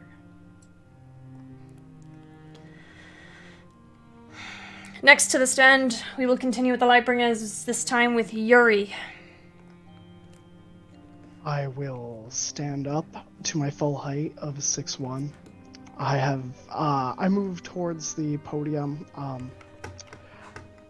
Yuri is very fit with kind of the build of a blacksmith, the spitting image of his father at his age, with ruggedly good looks and his mother's dimples when he smiles. His hair is shaved on the side and the top in a short ponytail, and he wears kind of like a red doublet that kind of has maybe some frills on the edge. And as he walks, I give a fearful look to Alexander. And my fingers are curled into the palms of my hand, like digging in as I bow to King Theo and take the stand.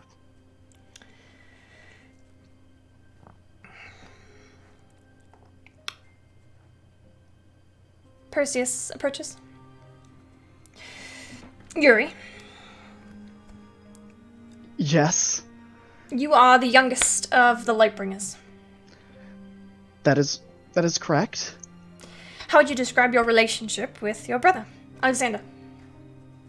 My relationship with my brother, I think it is positive that Alexander has accomplished many things in his life, and I'm proud of him. Proud of him? Is that a question? No. Proud of him. Proud of a man who breaks the law for his own ambition? Proud of a man who was willing to do the right thing despite... I'll look at Lord Godfrey. Despite the risk of being shunned by his own family. I don't think it is wrong to be proud of an action someone chooses, while still not being proud of the actions they take afterwards.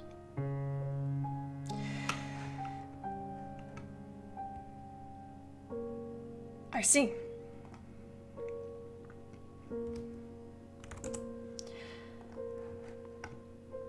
Yuri, is there anything you'd like the council to know about Alexander?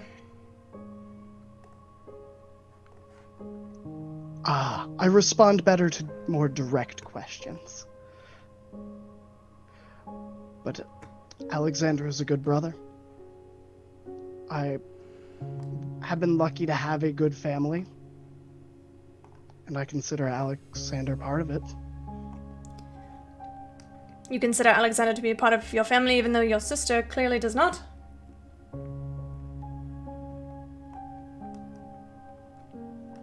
I'm sorry.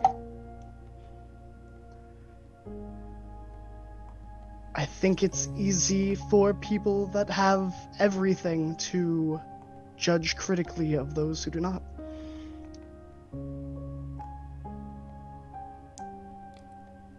Would you call Alexander someone who has not had everything in his life? Yes. Why is that?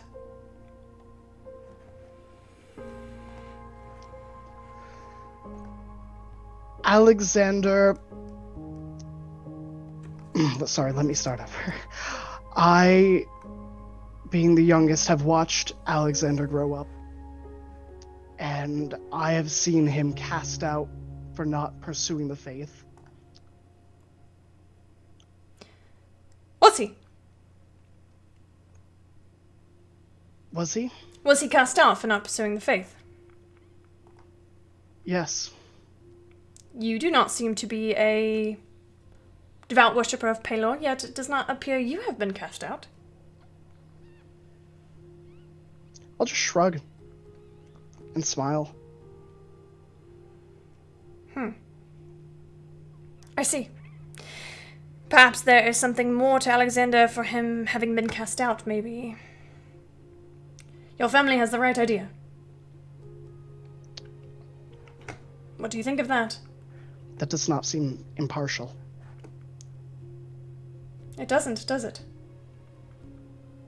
No, it does not.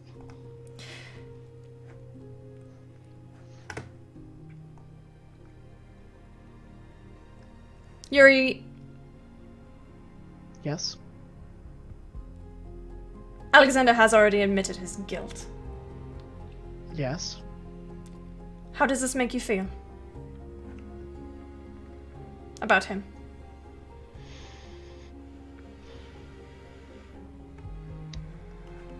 I'm happy to see my brother return to the city.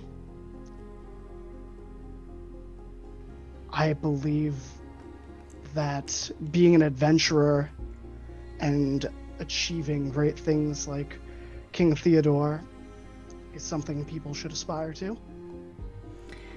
Are you comparing the work of our king, who freed the city from rebellion while your brother was studying magic at the Crystalline Academy? Free from the harm of the torture that we endured, that your family endured? Are you implying that all adventurers are of equal standing and need to have accomplished equal grandiose achievements? You were the one who drew the comparison, Yuri.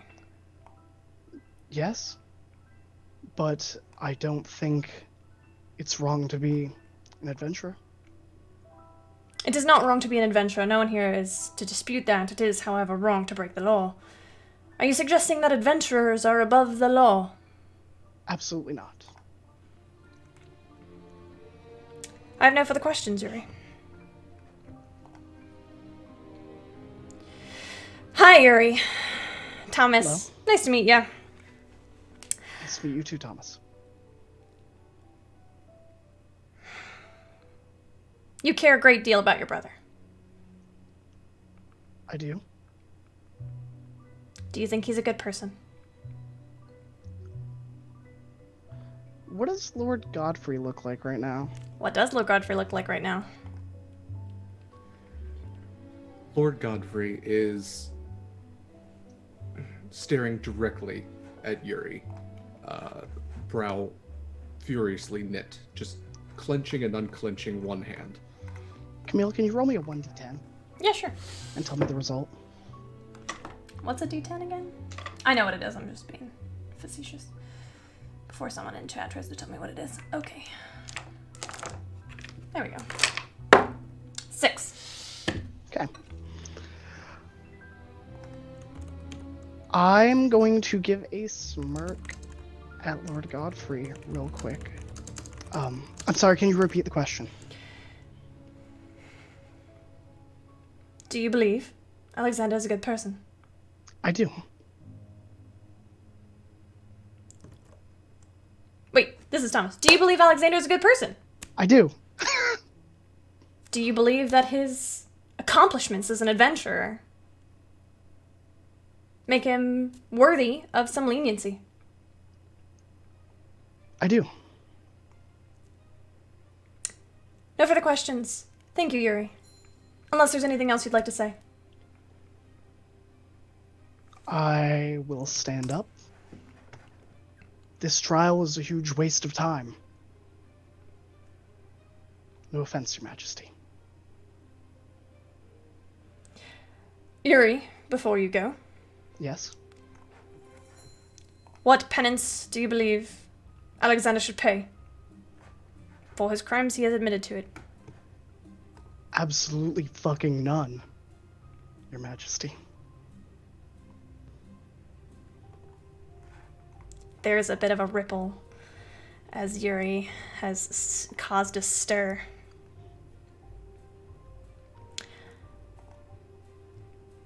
Thank you, Yuri. Are there empty seats by... Like, do I just go sit to the side, or, like, do I join the audience once I've given my testimony? Once you give the testimony, you return back to the people who's testified's box. So it's a mix of your family and the fates chosen. Okay. I sit as far away from Dad as I can. Noted. Next up, we have Leona Swiftsilver. I'll go up. I'll give a light curtsy to King Theo. I'll have a seat. Do you fail the wisdom saving throw? Or the charisma saving throw? I mean, probably not, but I will willingly. Willingly, yes. Perseus approaches. Evening, Miss Swiftsilver. Afternoon. Hello. How long have you known Alexander Lightbringer? I suppose it's probably coming up on a year. A year? It's quite a long time. Well, yes, we weren't traveling all together the entire time, but yes, I've known him for about a year. We took a small break, and then we were reunited. When he came to, the call, actually. The what? Oh, well, I don't know if you remember, maybe perhaps you heard, I'm sure you did, but when Fieldcrest was attacked by devils, I actually reached out to Alexander, hoping that he would be able to assist us in driving them back. And he so kindly joined us. I'll glance back, as many of the Lightbringers did. How long have you known that he practices necromancy? Oh, about a year. Leona Swiftsilver, have you seen him controlling or raising undead? Yes. How did you feel about this?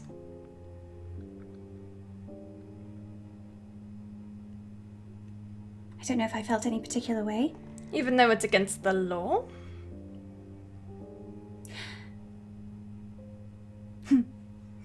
There are many things that are against the law. Such as?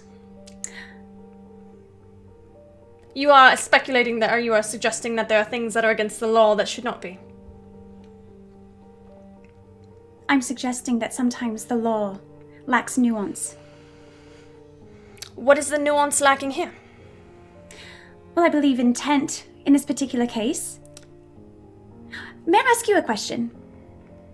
I suppose. What exactly is it that you feel is so heinous of necromancy? Or perhaps what the general...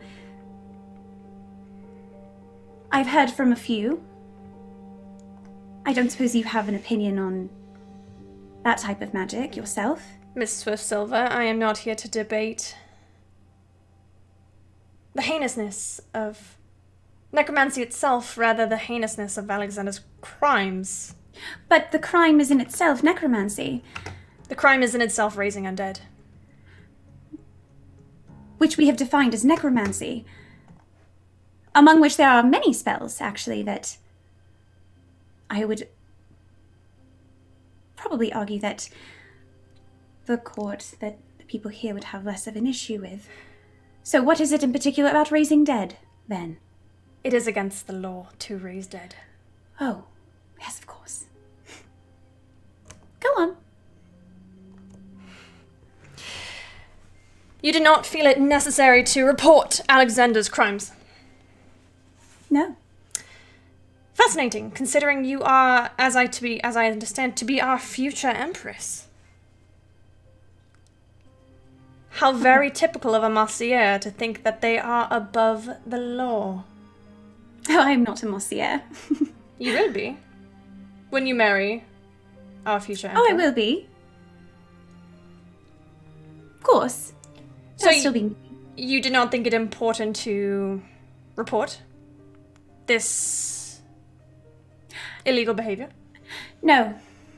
As I said, the nature with which he was using the magic was not at all harming anyone or anything. In fact, it was usually, and by usually I mean always, quite the opposite. And as I said, I do believe intention matters. Which...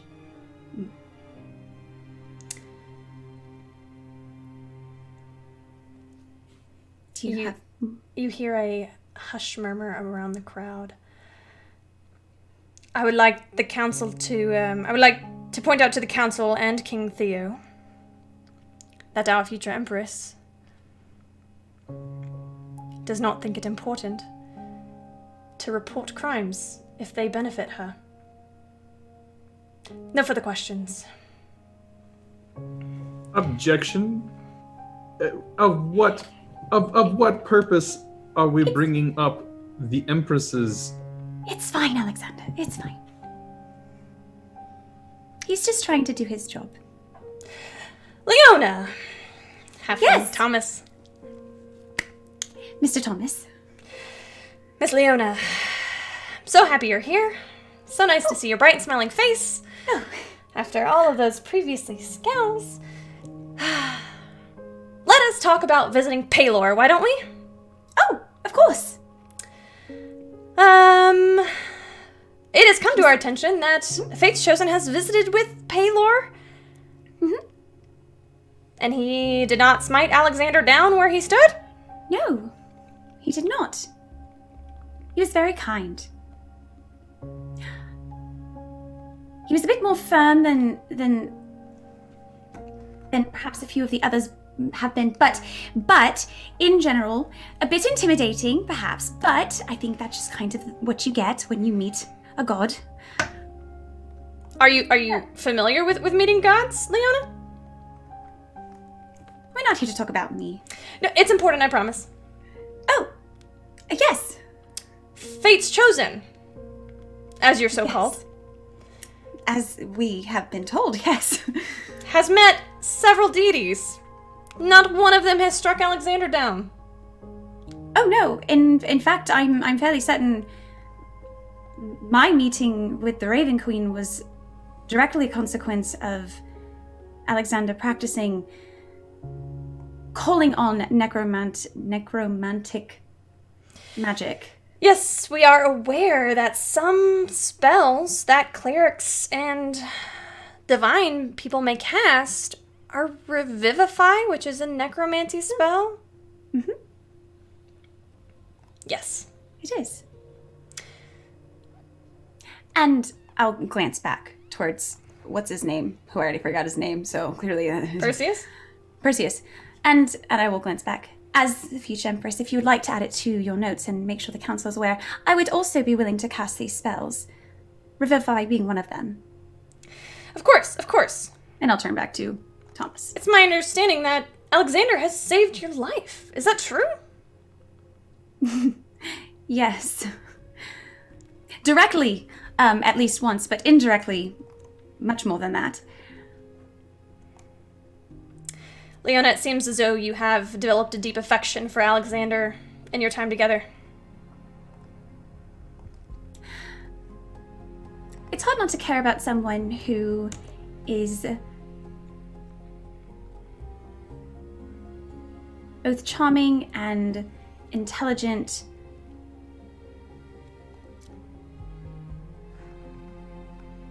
And who is also constantly trying to learn and grow, not for the benefit of himself, but for the benefit of those around him. So yes, I do care deeply for Alexander. I would not be here today if I did not. I have to ask. I've asked the other members of your party. You, as adventurers, have an important task ahead of you. You are helping to rid us of a great evil. An evil that has plagued this empire and this specific sovereignty of Azmorin.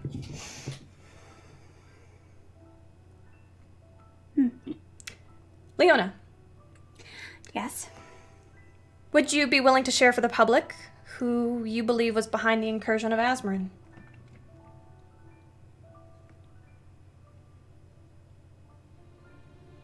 Does Leona know this? Mm-hmm. Does she? Does she not?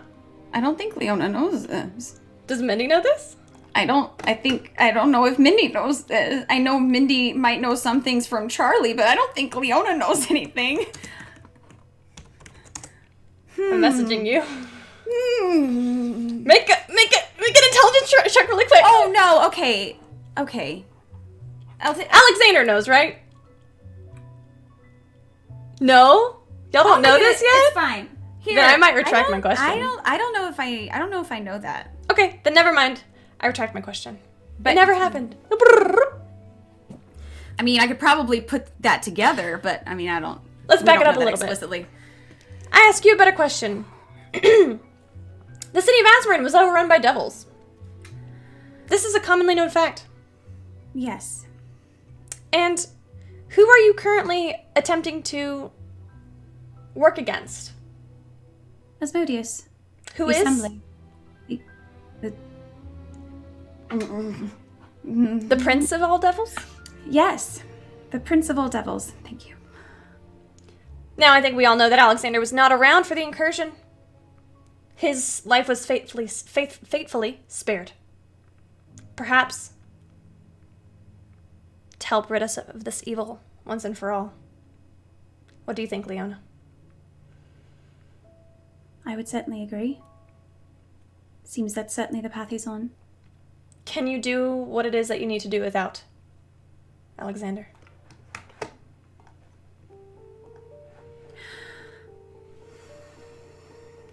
It's a difficult question to answer. Perhaps. I do believe that in times of trouble, others will rise up. But I do know for a fact, if Alexander had not been with us, was not a part of this group, that I certainly wouldn't have seen it to the end. And if I were to fall, well, who's to say that someone else would not? He is an integral part of this group. We are better with him. And while I do think perhaps we could find a way, they could find a way, I believe less will be lost if he travels with us. It is not a matter of whether we win or lose.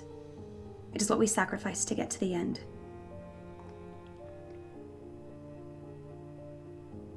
Well said, Miss Swiftsilver.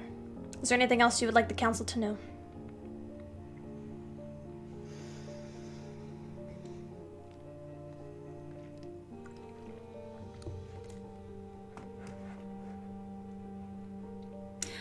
I stand by what I said. Which is? The laws. Sometimes they lack nuance. Sometimes they need to be changed. That's all.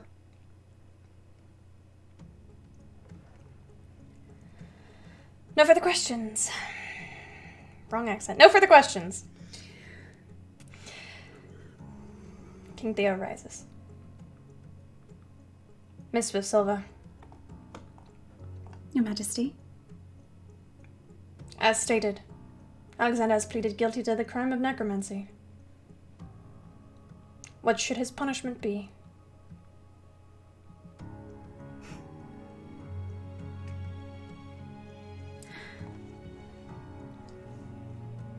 I will glance back at a very tense brood of Lightbringers, and I will glance at Alexander. I will turn back to King Theo.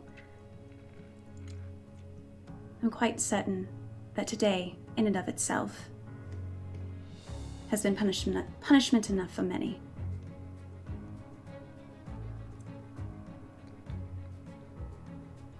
No punishment, is what you're saying. Oh no. I'm saying we are acting out that punishment right now. I meant what I said. Thank you, Miss Swiftsilver.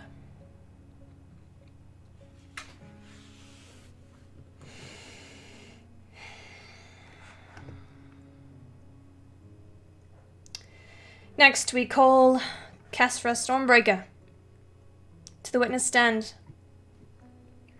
I will linger sitting for a second before standing up very quickly and obviously radiating tension. I will walk up. I'll pause where Leona curtsied and just kind of do like a weird, like awkward bow thing. Your hand, medicine, sir. And I'm going to go sit down in the chair and willingly fail the zone of truth. Sure.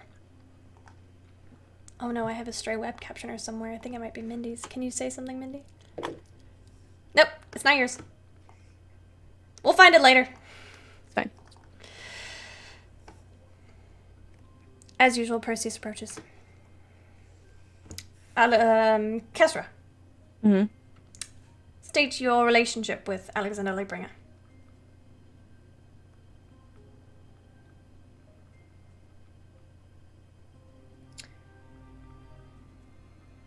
Do I have to? Yes. Fuck. We're together. As in, romantically? Yeah? Do you think you're the best person to be giving a character testimony for him? No. Why is that? You already said. You are a paladin. Is that correct? Yes. Under whose service? Paylor.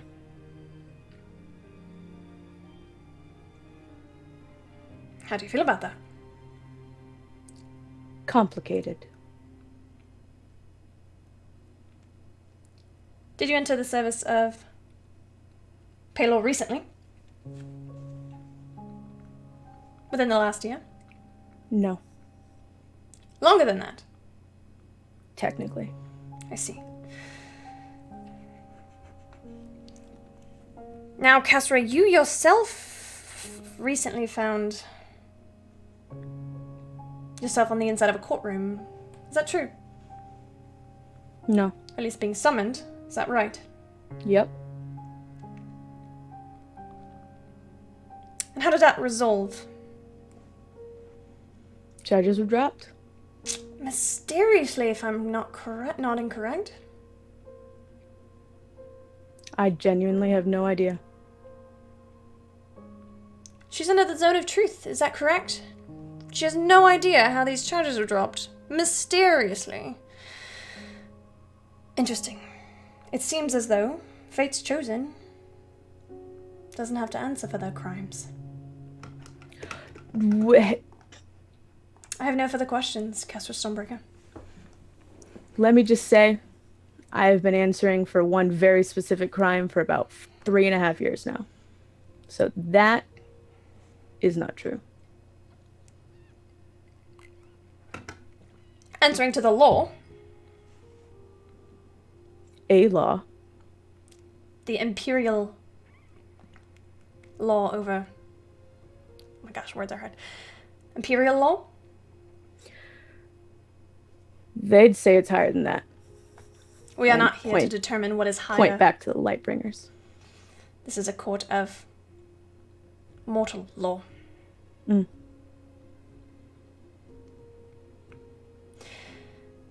No further questions. He walks away. Thomas bounds up. Kesra. Mm-hmm. Is Alexander a good person? Yeah. Does he deserve what he's going through right now? I don't think so. How do you think the party would fare without him? Terribly.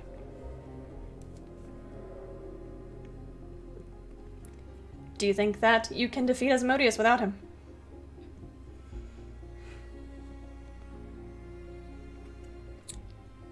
Well, if you guys have your way, I sure fucking hope so. Not you, specifically. I was about to say, I'm on your side, Kesra. No, them. Sorry.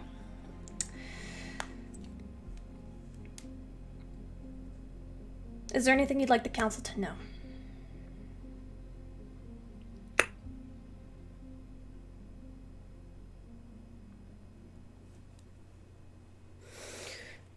Yeah. I met Alexander fighting devils. That's actually how we met. He saved Leona from devils that snatched her from the camp. That's how we became acquainted. He was kind enough to let us use his house, which was then attacked by devils. Every single thing that he has done with us has been against devils. Every single time. Or to save somebody's life. Every single time. If you're going to have the powers of darkness for nefarious means, why would you willingly and repeatedly put yourself in the path of devils? It makes no fucking sense. Language. So he's yeah. He's had many chances to walk away and do something easier. To walk away and not reveal the fact that he can raise bodies from the ground. And yet he stays. And I'm not that good. So I really, if you're gonna have powers of darkness and you're using them for good, then kind of negates the fact you have powers of darkness. Thank you, Kesra. Yep. Kesra Stormbreaker, what penance do you recommend for Alexander Lightbringer?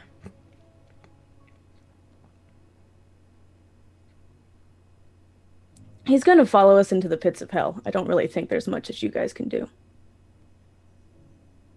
that's worse than that. So. Noted. Thank you, Kesra. You are dismissed. You're, I'm gonna bow and don't sit down. Next, I call upon the accuser, Zane Lightbringer. Step forward. I will stand up brusquely. I am about 6 feet tall, tall and thin, and I am bedecked in a fantastically tailored suit, full on with a dark linen shirt. Oh, shit, I forgot to do this. My hair is cut nice and short, and I will approach and take my seat.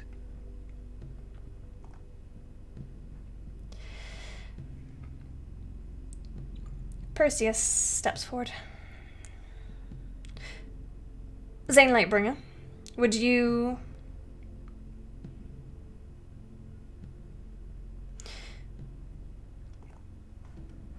tell us why you brought this information forward? I have my legs crossed, casually, my hands folded in my lap. Well, the instant this information came to my attention, I did what any respectful citizen would do, and I reported it. Though it broke my heart to do so. Why is that? Alexander's my brother.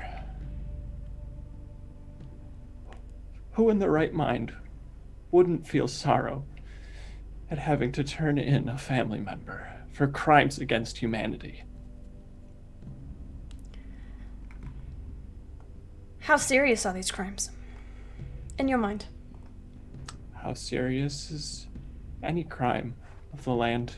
One that goes against all the teachings that we have been bestowed upon us from Pelor. It's heresy. Heresy. Indeed.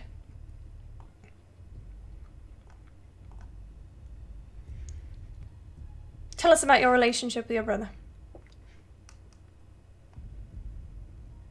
Well, when we were younger, Alexander would tell me everything.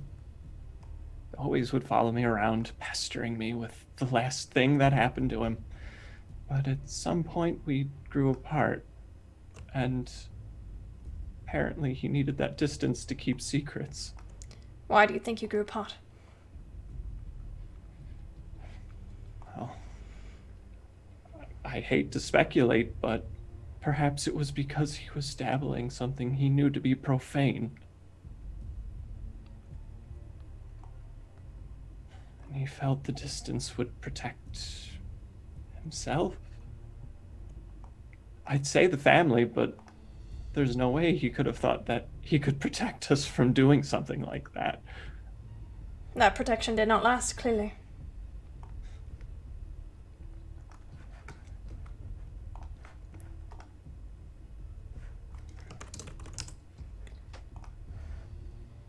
Zane, can you, you are called here to give a character testimony for your brother. What have you to say for him? My brother is immensely smart, driven, capable,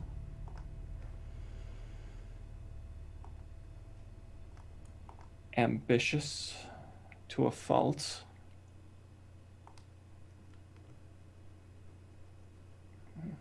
And I suppose at this point I dare say deceptive. You feel deceived by your brother? Of course. He felt he could keep the secret from his own flesh and blood, those who he would claim are the most important to him.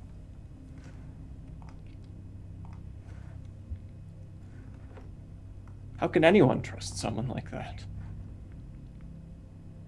You do not feel as though Alexander is trustworthy? Do you? I'm sorry. That was reflexive. Of course not. What do you think Alexander would do with freedom? With several of the members of this testimony group have suggested he not have any punishment at all. Anyone who could see me would see my eyes widen and my nostrils flare at that question.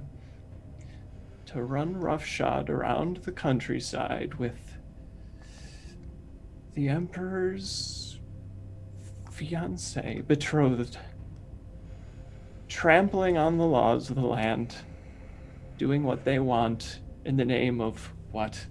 A divine quest. Who besides Fate's chosen can verify what they have seen?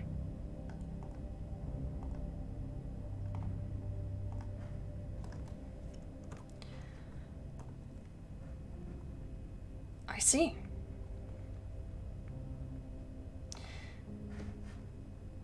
Zane.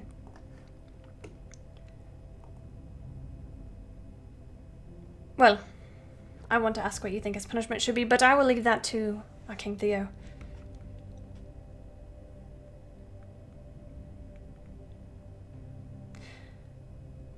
How do you feel about the way your family is handling this?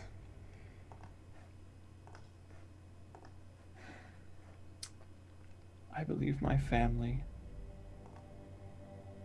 is handling this emotionally.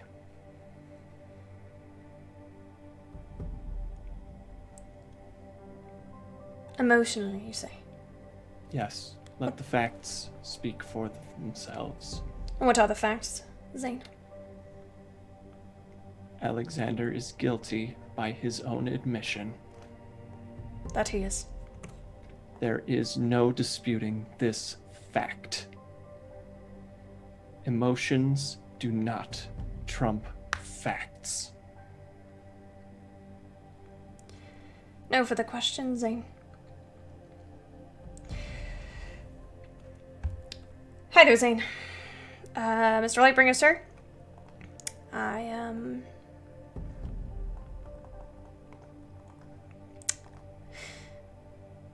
What motivated... Oh, nope.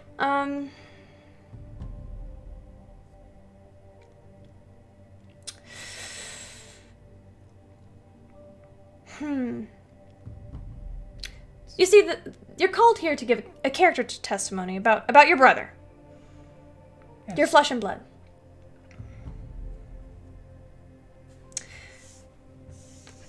This isn't about... we know Alexander is pleaded guilty. But what we're trying to determine here is how guilty is he? How heinous are his crimes? How did you get the knowledge that Alexander was a necromancer?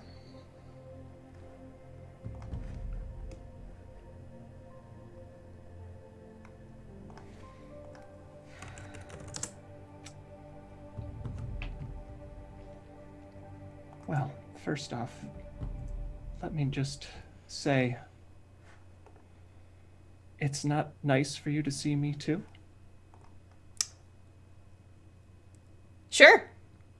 Second of all, spying. Spying? You're admitting to espionage. Oh, please. Siblings spy on their siblings all the time. Do they? Well, I would assume so. It's a normal part of growing up in a large family. Are you particularly good at spying? I suppose one could say that. I see.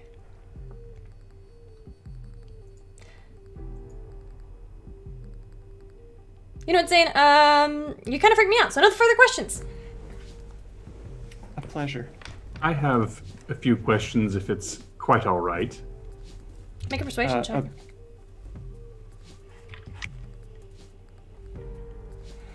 Natural 20. Which is not a whole lot more than that. 23. Your Majesty, I would love to have Alexander stand in for me for a moment. Objection, he's not an attorney.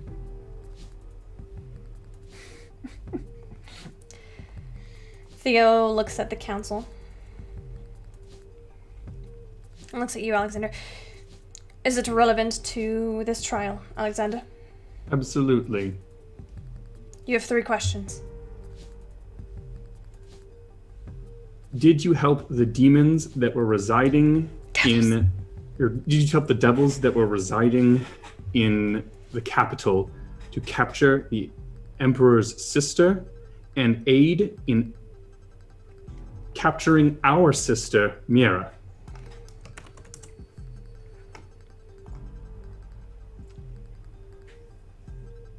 Yeah.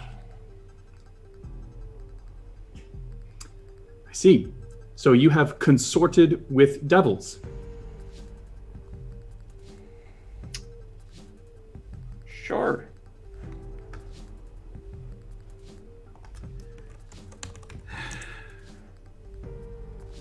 You call me a traitor, and you betrayed your own flesh and blood. You betrayed not only the Empire, but also Azmorin. I don't need my 3rd question. I will stand up. I'm not the one on trial here, Alexander. You should be.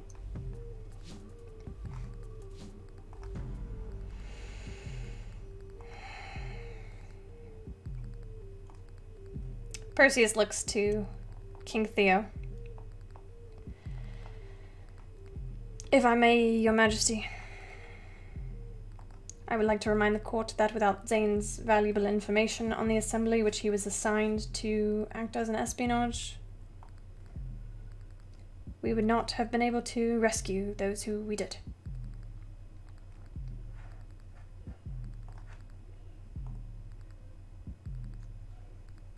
Excuse me? Rescue whom? It was Fate's Chosen that stormed the castle and rescued those people. It was Xanalor Silvarian who gave us the information that he had been betrayed by Zane Lightbringer. I can call him if you'd like. Zane was acting under our orders to infiltrate the assembly. Ah, so it is not just me who breaks the laws and tries to get away with it. I can't move the captain's mother bitch.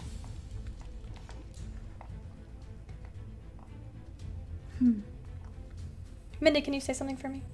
Hello, hello. I have many things I want to say. Interesting that these laws don't have to be reported if they're broken. It's very peculiar.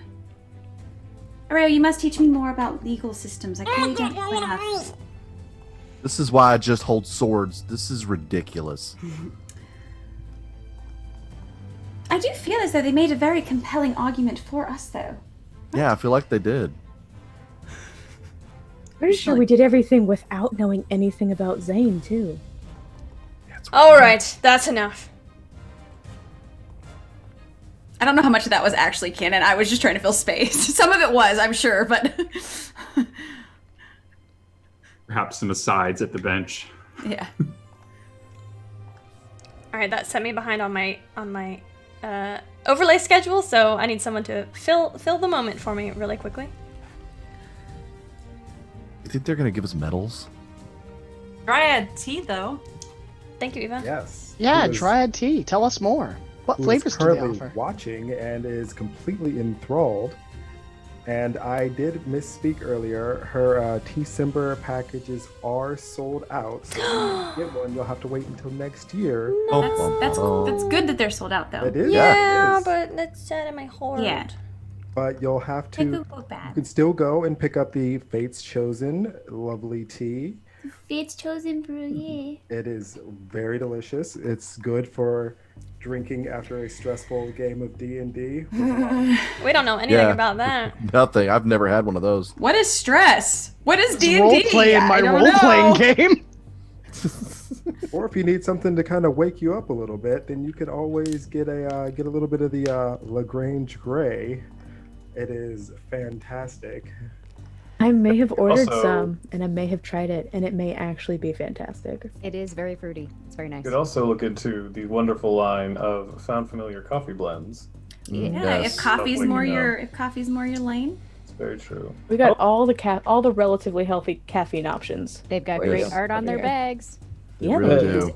Oh my gosh, that's who is up there. I knew someone's web captioner was up there, and it was Miara's. Oh my gosh, that's hilarious. Oh, Got him. Found it! hey. Speaking of stressful role-playing sessions, if you're like me, you always need something to fidget with. And a great company that sells wonderful RPG-related things to fidget with is Campaign Coins. I spend That's most of right. my time fidgeting That's with a my beautiful little segue. coin set. They also have wonderful meeples and a variety of other glorious items. So Like concentration tokens if you like to play spellcasters. they do. Good reminder. They do. It is. So check out Campaign Coins as well. I have a D20 pin that I got from Campaign Coins to keep on my apron at work, and I constantly get compliments on it. Tony, now For you're people just that showing know off. what D20s are. Oh yeah, I used my campaign coin and I learned how to coin roll because I got bored during quarantine. So my D20. That's right. I remember this. Now, Goat and Mindy, I really like your shirts. Where can Oh my I find gosh. shirts like that? Oh my gosh, y'all. If you check out our merch store, you can have fantastic things like this. Or, like, I have a jacket, but then, like, my anxiety, like, skyrocketed, so I needed to take my jacket off. I'm struggling. Yeah, jackets. There's an free. Also, But if you stickers? support The best model ever. Look, if you support Fate's I can't find Chosen mine. and the right side of this trial, you can get an amazing Afterlife Arcanist t-shirt in our store. One of Camille's favorite shirts that she has made. It's true. And because, you know, sure, he's a necromancer, but he's really just an Afterlife Arcanist. Like he's a little bit more nuanced than that, you know? And you It's all can about the nuance. Oh my All god, I'm about well that not show your nuance. Ren. support. Ren, you're gonna be Apollo now. Hold on. Yeah, And you know, can get as- an Atlas sticker. Yeah. And as Graham pointed out, maybe you want some of our throwback stickers from our other campaigns. Oh, Look heck, at this- tell me Ezra? more. Look at this glorious three-person party that saved my the God. Dawn War. Oh my god. Wow, You could 3 even get an people you Elden. say? Surely they people. had divine help. Tell me They more. did not. I mean, Madrian, and Ruby were both. Who the hell is this? All divine. I have no idea. A think that's a liar, that's misprint. who.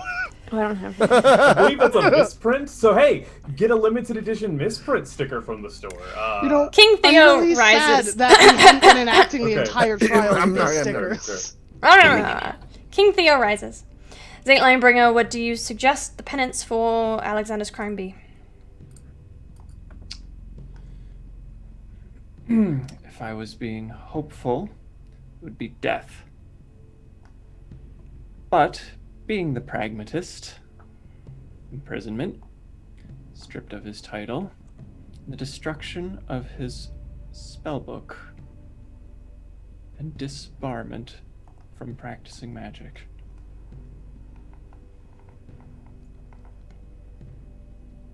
Very well.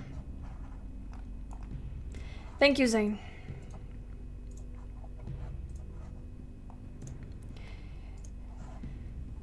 For our final Lightbringer... Mother bitch. For our final Lightbringer testimony, we call to the stand Apollo. Apollo rises. 6'2", the tallest of all the Lightbringers, and a well-filled frame, though not overly bulky. Clearly a man who's never really put in much physical combat or labor. He looks tired. Look on his face has mostly been wincing and pain most of this trial. And though he has a decently high station, he's dressed in fairly simple robes. You can see the dust on one side where his mace would usually hang.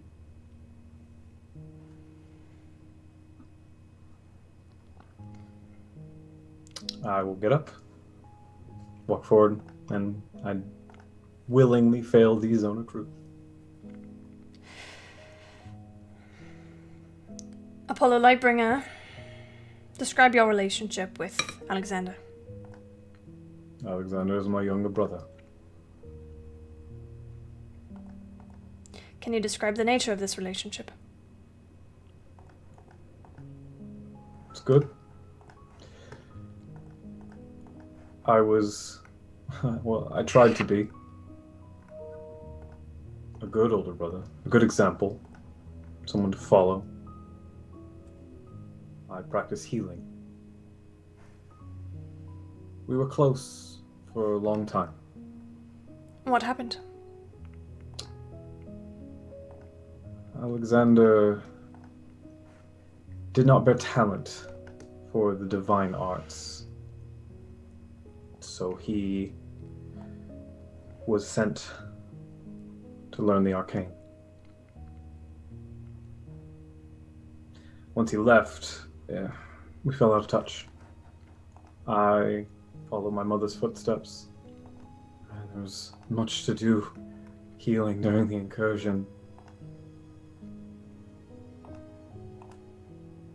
We just got busy.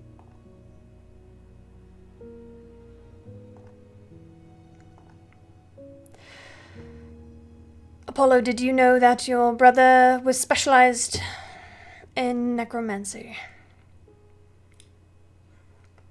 As a wizard, I knew he had a wide range of spells. That's sort of the hallmark. But no, I did not know until Zane informed the family.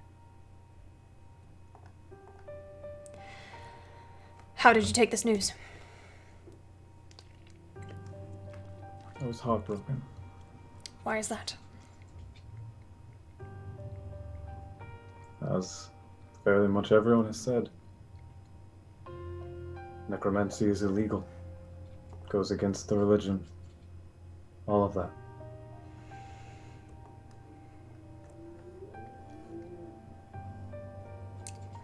Is it about religion for you?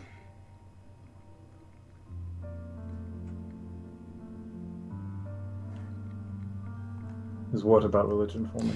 These feelings. Some of it feels a bit of personal failure. Why is that? Maybe if I'd been more present. Maybe if I would have taught him different ways to pray or to call upon miracles or set up training sessions. Maybe he could have become a paladin. Maybe he could have walked a variety of paths. Maybe he could have still been a wizard, but done something different. But he did not. Do you believe that Alexander had a choice? I believe everyone has choices, yes. And that Alexander chose necromancy, knowing it was illegal. Yes.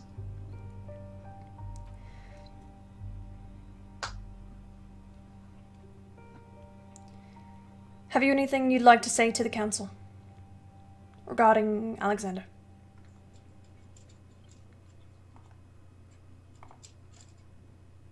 I do, but I will wait until after cross-examination. Very well. No further questions. Paulo, hi. Hello. You, You seem quite affected today. Are you all right? No. That is okay.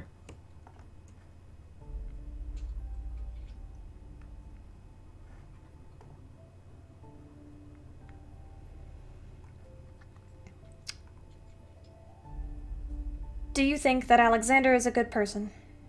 Yes.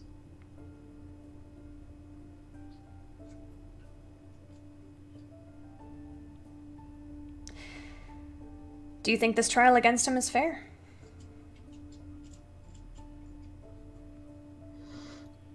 There are a few points that I find bothersome, but overall, he broke the law. The trial needs to be had. Yes, it's fair.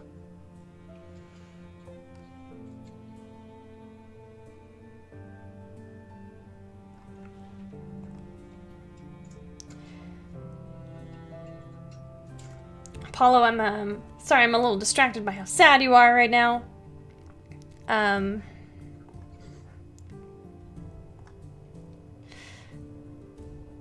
What is happening? Who is talking right now? I believe it's Thomas. No, who's talking into a web captioner? Seriously though, I need to know who that is.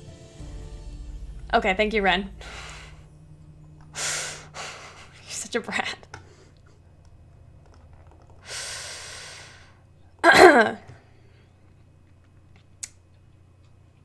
If you were me, Thomas, Thomas, Apollo, what would you want me to ask to get the most fairest testimony from you?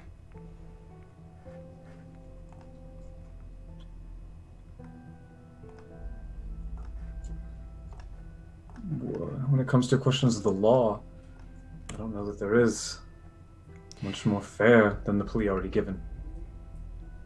Certainly. Are you ready to make your statement for the council? I am. I won't stand in your way. Thank you. Councilors, thank you. All those gathered, thank you. Many people today have been asked if they know what necromancy is. It's a careful thing to define. I wasn't asked, but I assure you, I am a high cleric of Palor. I am very familiar with necromancy. You see, we use necromancy when we spare people from dying. We use necromancy when we pull their souls back from the abyss. We use necromancy when we stop a body and cause it to go on its natural course, to prevent it from becoming undead.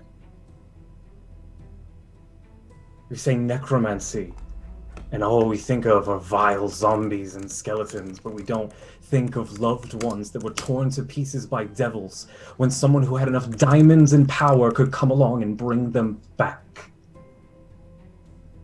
Alexander was never favored as a cleric. As I said, he was sent off to become useful. That was not his choice. That was my father's disdain. And the disdain only grew as his arcane talents did. The light was denied him from the very family that should have made it the brightest.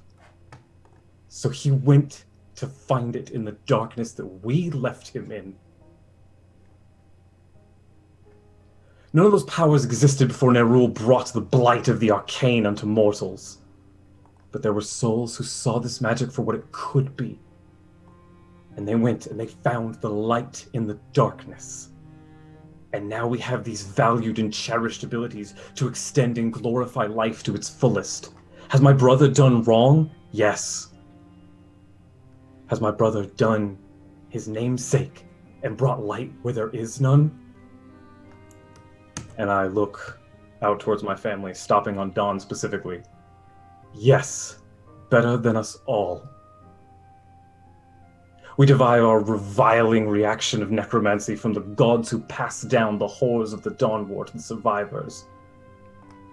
So if Palor himself, whom we derive this law from, saw no flaw in this, and gave Alexander a pardon, then I will not be so foolish as to deem myself worthy of overriding his judgment.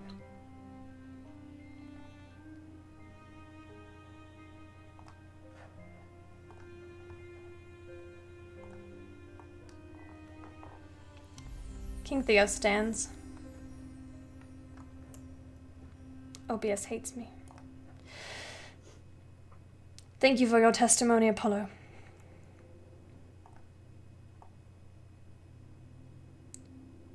What is your recommendation for penance? Well, as said, he was pardoned by a source more powerful than the rest of us. And, as said, he is soon to travel to the Hells. So if fate deems that something is to happen to its chosen, it will happen there.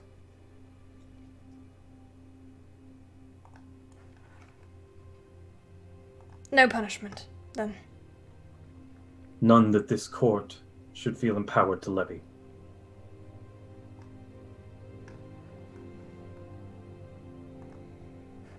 Understood.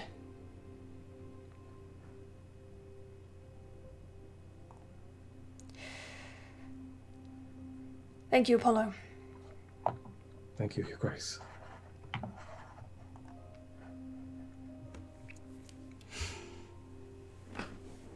Aurea Marcia, please take the stand.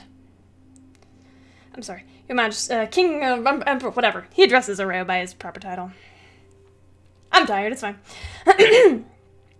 Aurea, who has been very quiet up until this point, stands.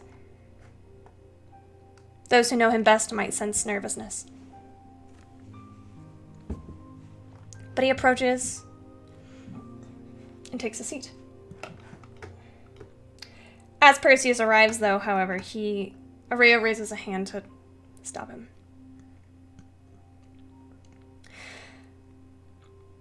I have been called as a character testimony for Alexander Lightbringer. However,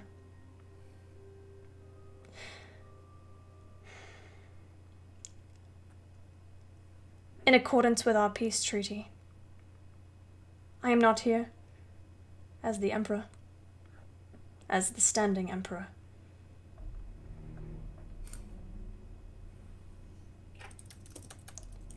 I would like to officially abstain from this character testimony. Asmund has seen enough imperial influence. I would not sully it with more.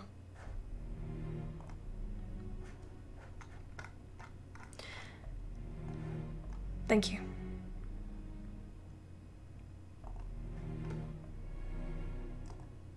He will stand up. He will rejoin Fate's Chosen.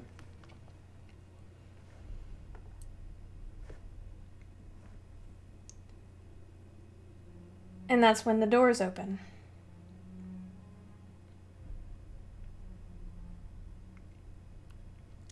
And our corruption is resolved as a familiar face walks in. Everybody in this room knows this person. Their long silver hair is familiar. Their twisted black horns, familiar.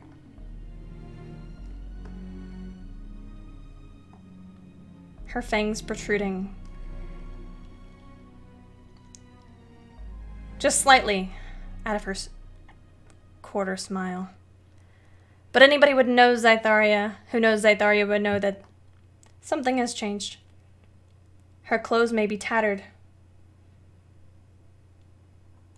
but anybody with a high enough, I would say, passive perception higher than a 12 would see that something is different.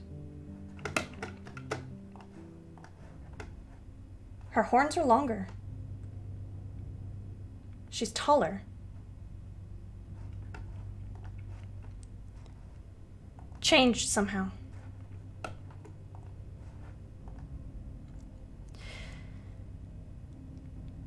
Adelaide Wolfwood stands concerned as Zytharia seemingly floats towards the front and takes a seat.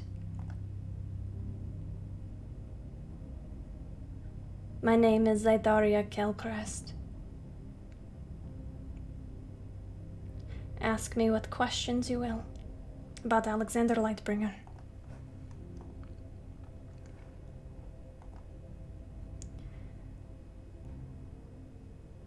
There's a hush among the court as Perseus steps up. It was our impression you wouldn't be making it today, Zaitharia. High Priestess of the Raven Queen, we are eager to hear what you have to say.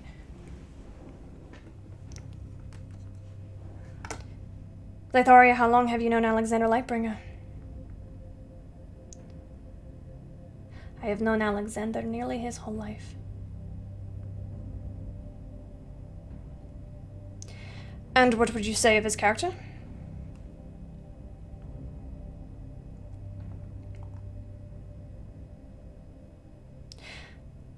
He has been a friend.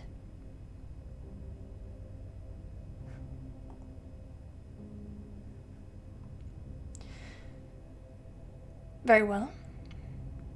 He has pleaded guilty to the crime of necromancy. You, as a cleric of the Raven Queen,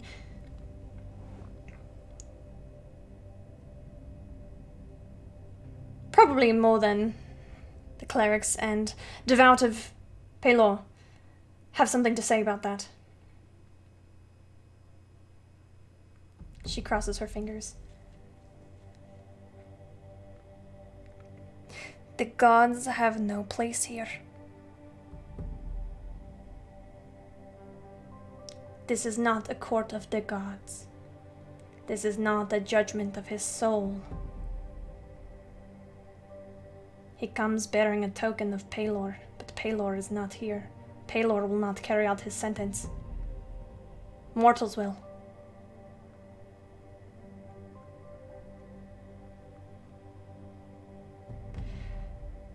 This is surprising, Zaitharia.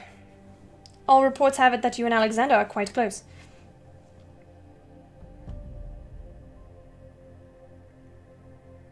She stares.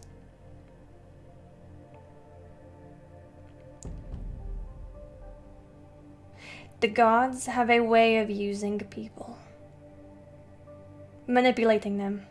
We have an oracle in our midst who is being held captive by the Raven Queen. The Lightbringer family wields influence because of their connection to Pelor. Alexander was given this token so that he may continue to enact Pelor's will. This group is called Fate's Chosen. Do you know who gave them that name? No, I don't. I did.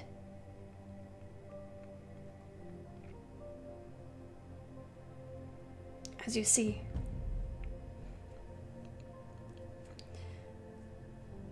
Fate has been abused, misused, mishandled. The divine intervening in their own convenience. I have just returned from Carcery, where I was imprisoned wrongly for using magic gifted to me by the Raven Queen.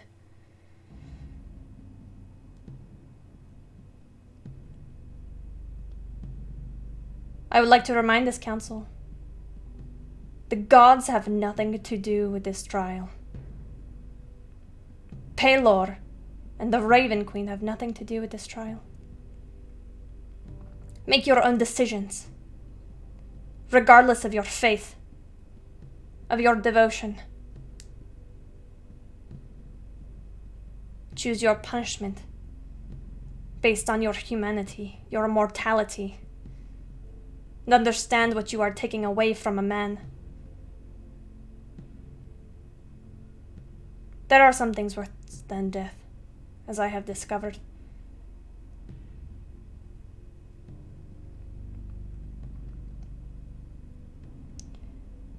There's quiet in the courtroom. Perseus gives a nod. Very well. These are surprising words from the High Priestess of the Raven Queen.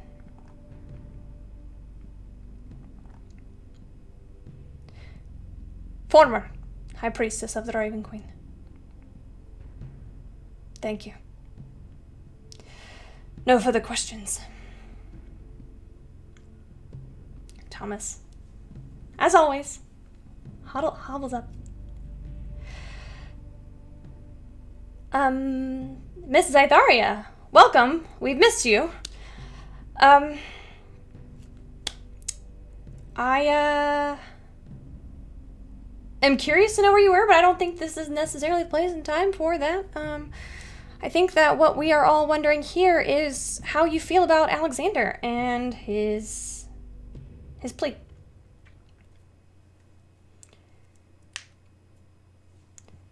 Alexander is a smart man. He was wise to plead guilty. He knew what the risks were. He knew what he was getting into. He knew what he was doing.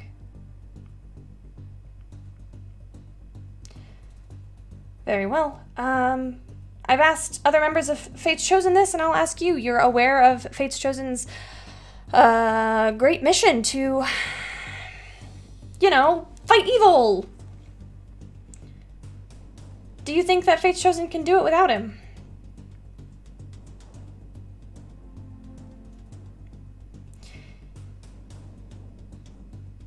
He is a chosen of fate. That much is certain. They need him. Now more than ever.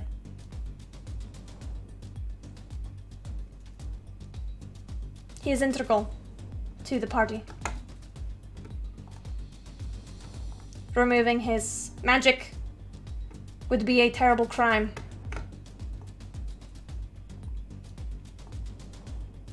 Necromancy, magic should not, as Leona stated, necromancy is a interesting topic. Magic is all around us, and the mortals have decided to make it illegal to practice a specific kind. Perhaps we should spend some time thinking about why that is. Is it the meddling of the gods, who staunchly oppose it? Is there anything inherently evil in necromancy?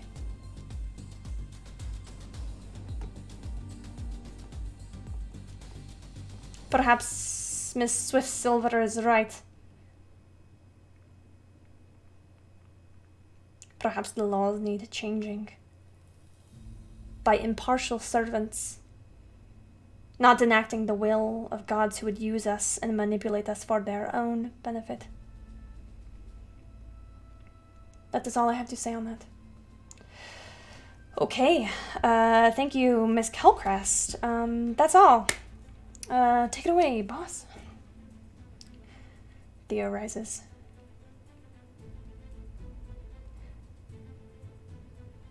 Zytharia, what penance?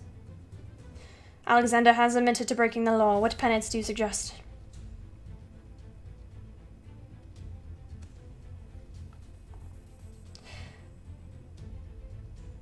I see.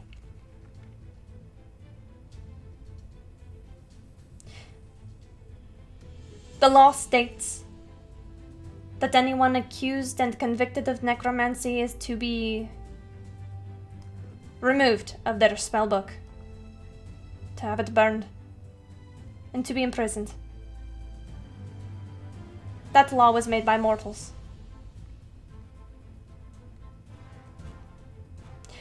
I think that Alexander's punishment should be to continue on with Fate's Chosen, to go to the hells where he may certainly perish.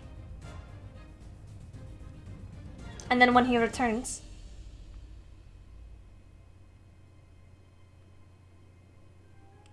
he shall lobby to remove necromancy as an illegal magic. That is my suggestion. That is my recommendation. Thank you. Zytharia stands, offers no bow, turns around, and leaves. Yeah. Tony? May I go after her? Oh, yeah. I do so. This concludes the character testimony portion, the character testimonies for Alexander Lightbringer. Council, do you have your decision or do you need time? One of the elves stands. We have one question for Alexander. Would you please take the stand? Of course. We have a few questions. There has been some muttering back and forth behind hands, that kind of thing. The elf continues to stand. My name is Matthias. It's nice to meet you, Alexander. What do you think your punishment should be?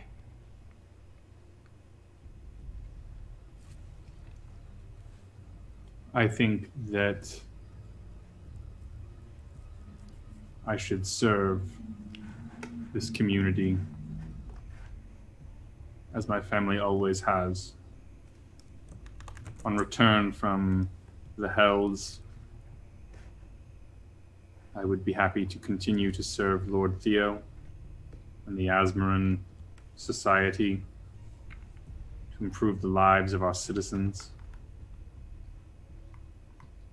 to help better prepare the dead so that they cannot be raised,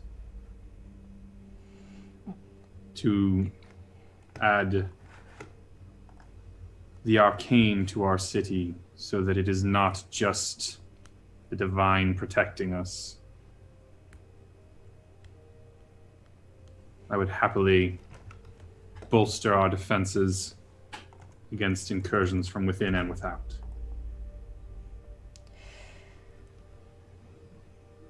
There's some whispering, and Theo actually... one moment, I believe we've forgotten something. Lord Godfrey, your final recommendation for judgment. Godfrey will stand. Your Grace, council members, we've heard quite a bit today. I've heard much from my family. He looks to each one of them, looks to Dawn, Mira, and Zane. Much passion. And then Yuri, and Apollo, and Catherine. And much wisdom as well, each in their own way. What we sometimes forget is that when Paylor's light shines, it casts shadows. Those aren't inherently evil. They are a piece of his light. My son has operated in the shadows, and he has done so for the betterment of us all. My family is broken from this. I'm not sure that we'll ever recover. Alexander has certainly put in his time in this trial alone. That has been a penance in itself. When I walked into this courtroom today, I wanted his book burned, and I'm not sure what else. But I realize now that we, the Lightbringers, are not Alexander's only family. I kept track of what my family said. We balanced pretty well. But we were outbalanced by his other family, Fate's Chosen. And the words that they shared were enough to sway me. And he looks to Alexander now. My son, I am so sorry for all of this. Your Grace, council members, my son deserves mercy. Let him go about his business. Let him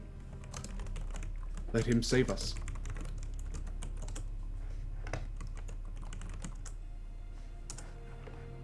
If Paylor has a plan for him, then Let him cast his shadows.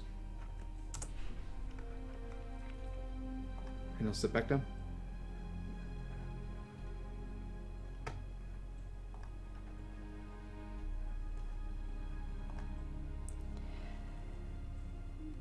There's a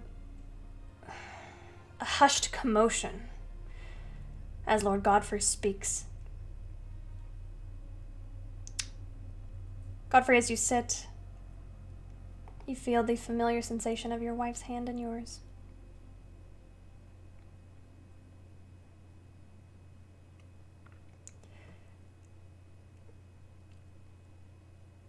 Council, have you made a decision? Yes. It is our decision after hearing the testimonies today from all involved that Alexander Lightbringer is, as admitted, guilty of practicing necromancy. Thank you, Alexander, for your honest admission.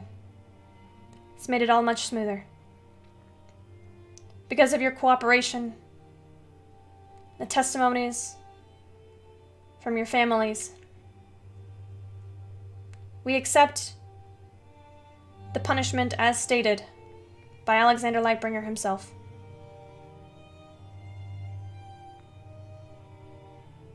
Alexander will keep his spellbook, his freedom. He will continue on his sacred mission. And when he returns, he will give back to the city of Azmorin as before.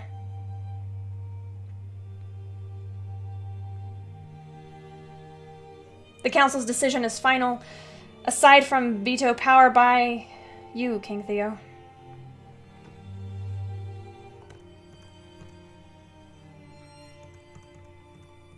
Theo looks at all of you. Looks at you, Alexander. His brow furrowing a little bit at the door where Zytharia left. I want to thank everybody for coming today. For the honest testimonies.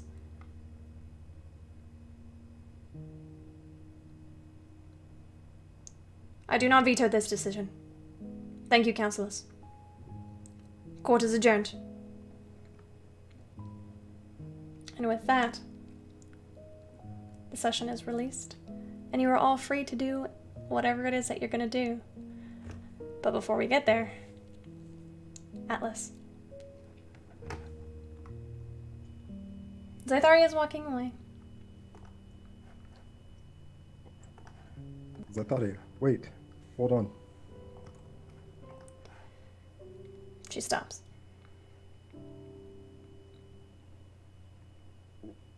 What has happened?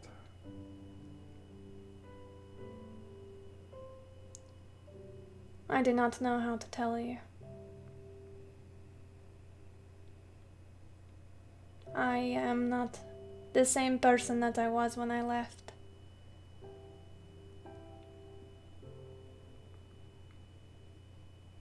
I learned some hard truths about people I trusted, the gods.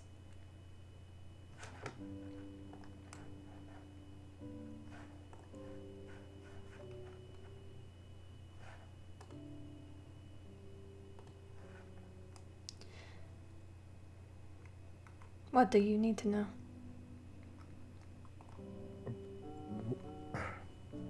How did you escape?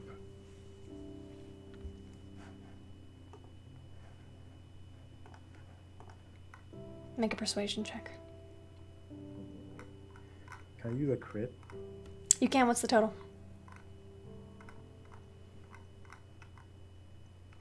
20. Carter's theory is about justice and balance. I found truth an ascended truth. What is that truth?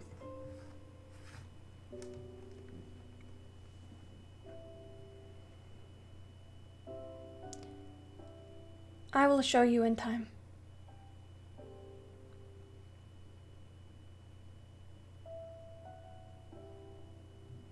Do you need some time and some space?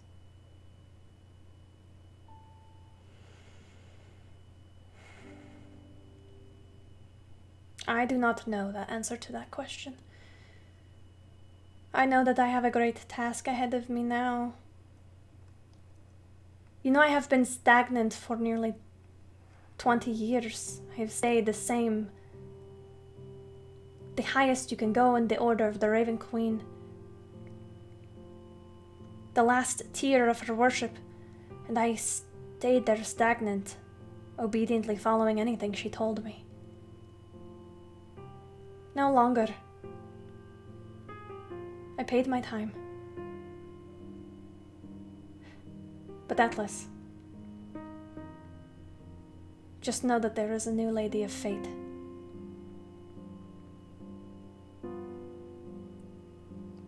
Is it you?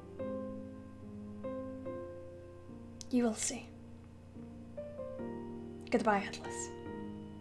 I wish you luck on your journey. Zai, wait. Our paths will meet again. Just know, you can always come to me. And if you call, I will be there for you. I love you.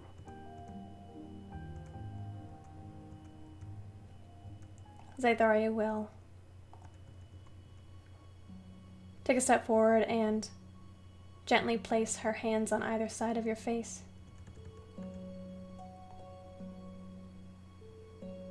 Atlas, you opened a new world for me. I cannot thank you enough for that.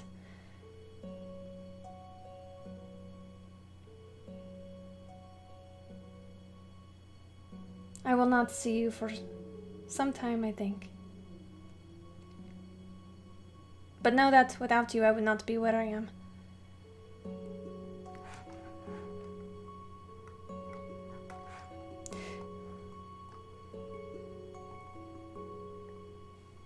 There will always be a place for you with me. No gods, no kings. Only us and the decisions that we make. Would you leave with me now? Join me on my mission to restore balance.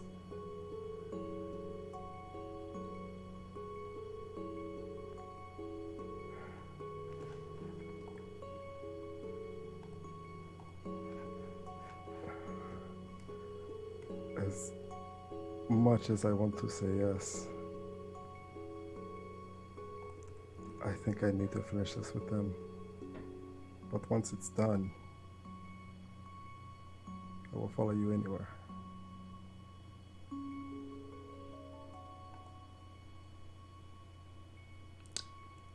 She will lean in, and if you will allow her, I will allow it. She will kiss you. I will kiss her back. You've been bestowed a favor by the Lady of Fate. We'll talk about what that means.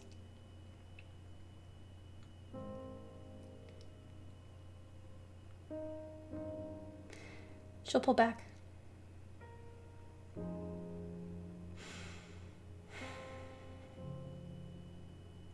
For the record, I love you too.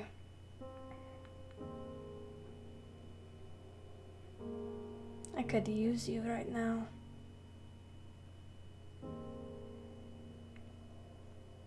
I think that you are the only one who would understand what I need to do. I know you have made a commitment to Fate's Chosen. But if, before the next dawn rises, you change your mind, I will meet you at the city gates.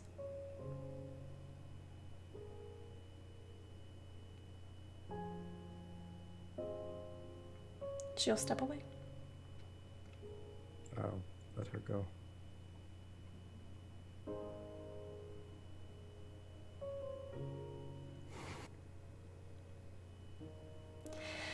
Back in the courtroom, does anybody have anything they would like to do before we end our session today? I give Alexander a hug. Slip away unnoticed. Noted. Zane is fucking gone. You I can would try.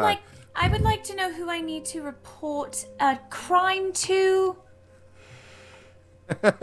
Apollo, in order, would go hug Alexander, would go shake his father's hand, and would go hug Dawn before leaving.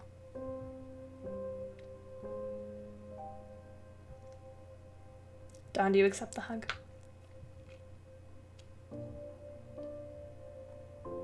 She accepts it. I don't think she hugs back.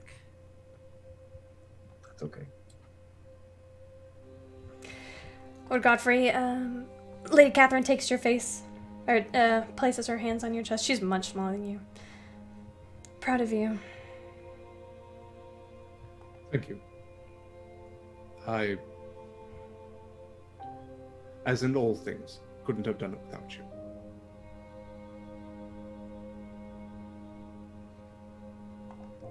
And then he will look for Zane. You don't see him. Sure don't. And he will accept the handshake from Apollo. He will put a hand on Yuri's shoulder. Just get a tight squeeze. And he will go to Dawn, who is his favorite.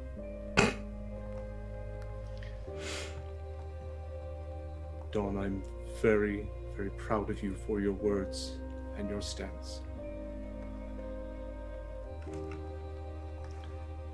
I'm always here, and I think that you and I need to grow a little in the way that we view Paylor and your brother.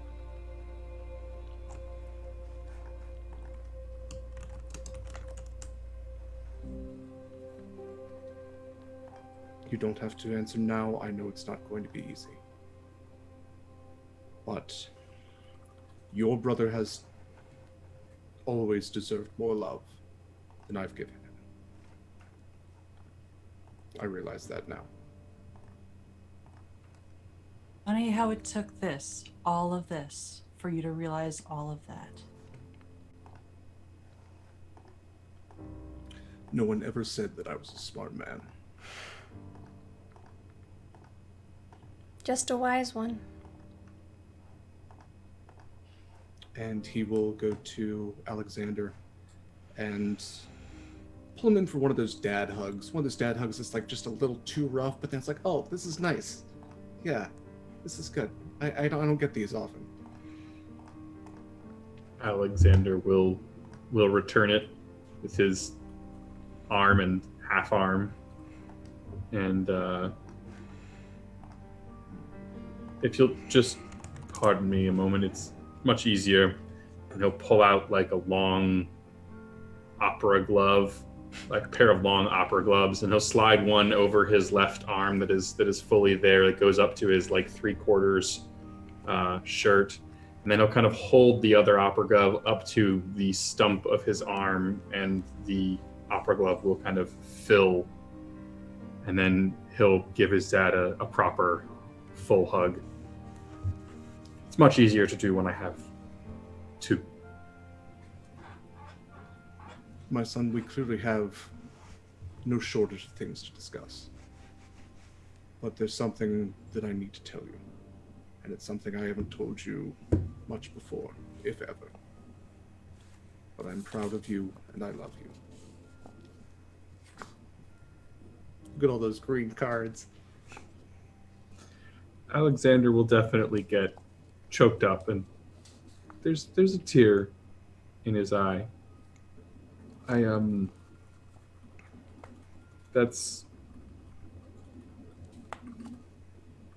means a lot to him.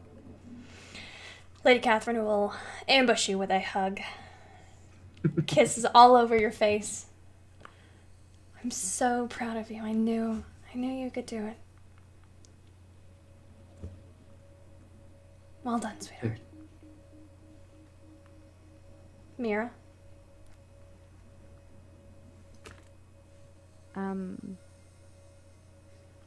Probably the only thing I would have done before Yuri jumped out of his seat was probably reach over and give him a little hand squeeze, knowing how nervous he's been this whole trial.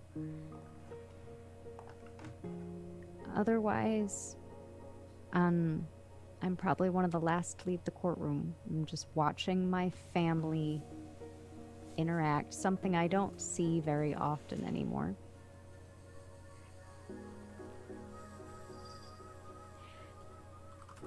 And when my father says that to Alexander, anybody watching would see tears starting to well in my eyes.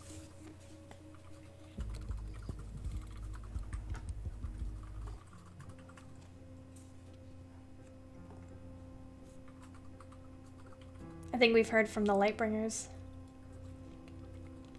Dawn would like to do something. If... Oh, please do.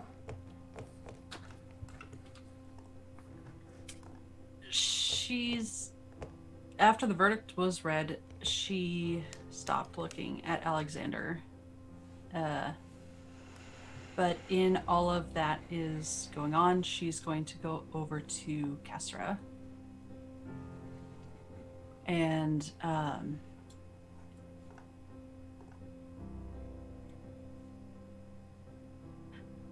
know you have quite the journey ahead of you. I don't wish any of you ill. And justice can't be served if he doesn't come home. Take care of yourself, Kesra. Be safe, all of you. Thanks.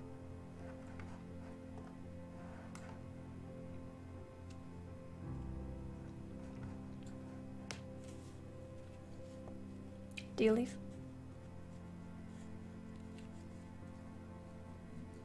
One by one, the Lightbringers filter out. I just stand awkwardly by the door until everybody else leaves.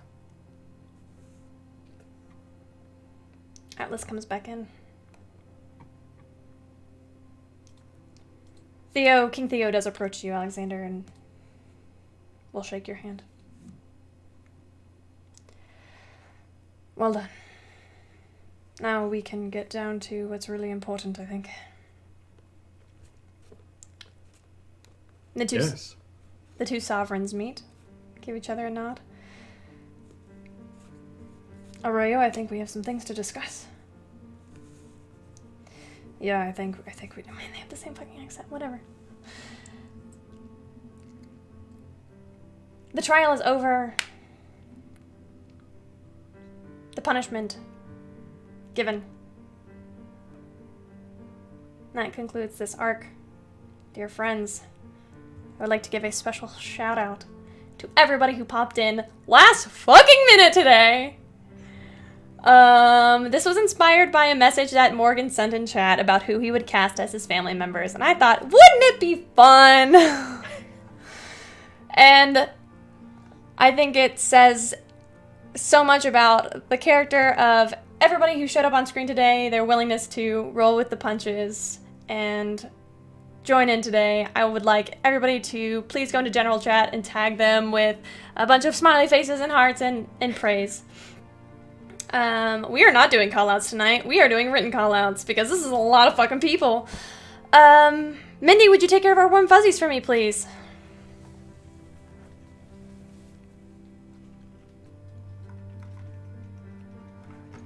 Yeah! Bell Chavez! Bell Chavez! We have Gamerlord! Gamerlord! We have Sir! We have Andrew, Fellowship of the Tables Bay of Gifts! It's higher, it's fine. Words they all go together. That's how this works. We have Rick O! Rico! We have PJ. PJ. We have Deborah.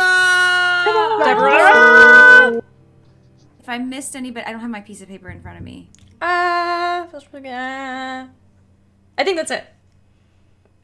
I feel like that. If We'll I get- missed you, I'm so sorry. We'll get them next time.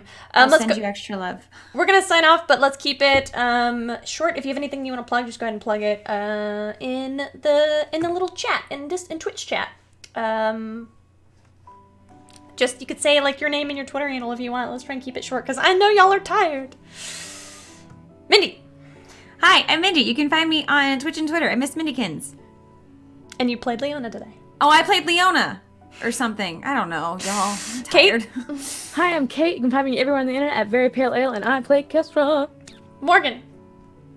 Everybody, I played Alexander, and you can find me at NecroAlexander. Dan. Hi, I'm Than. You can find me everywhere on the internet as Than Rand, and I played Eldon.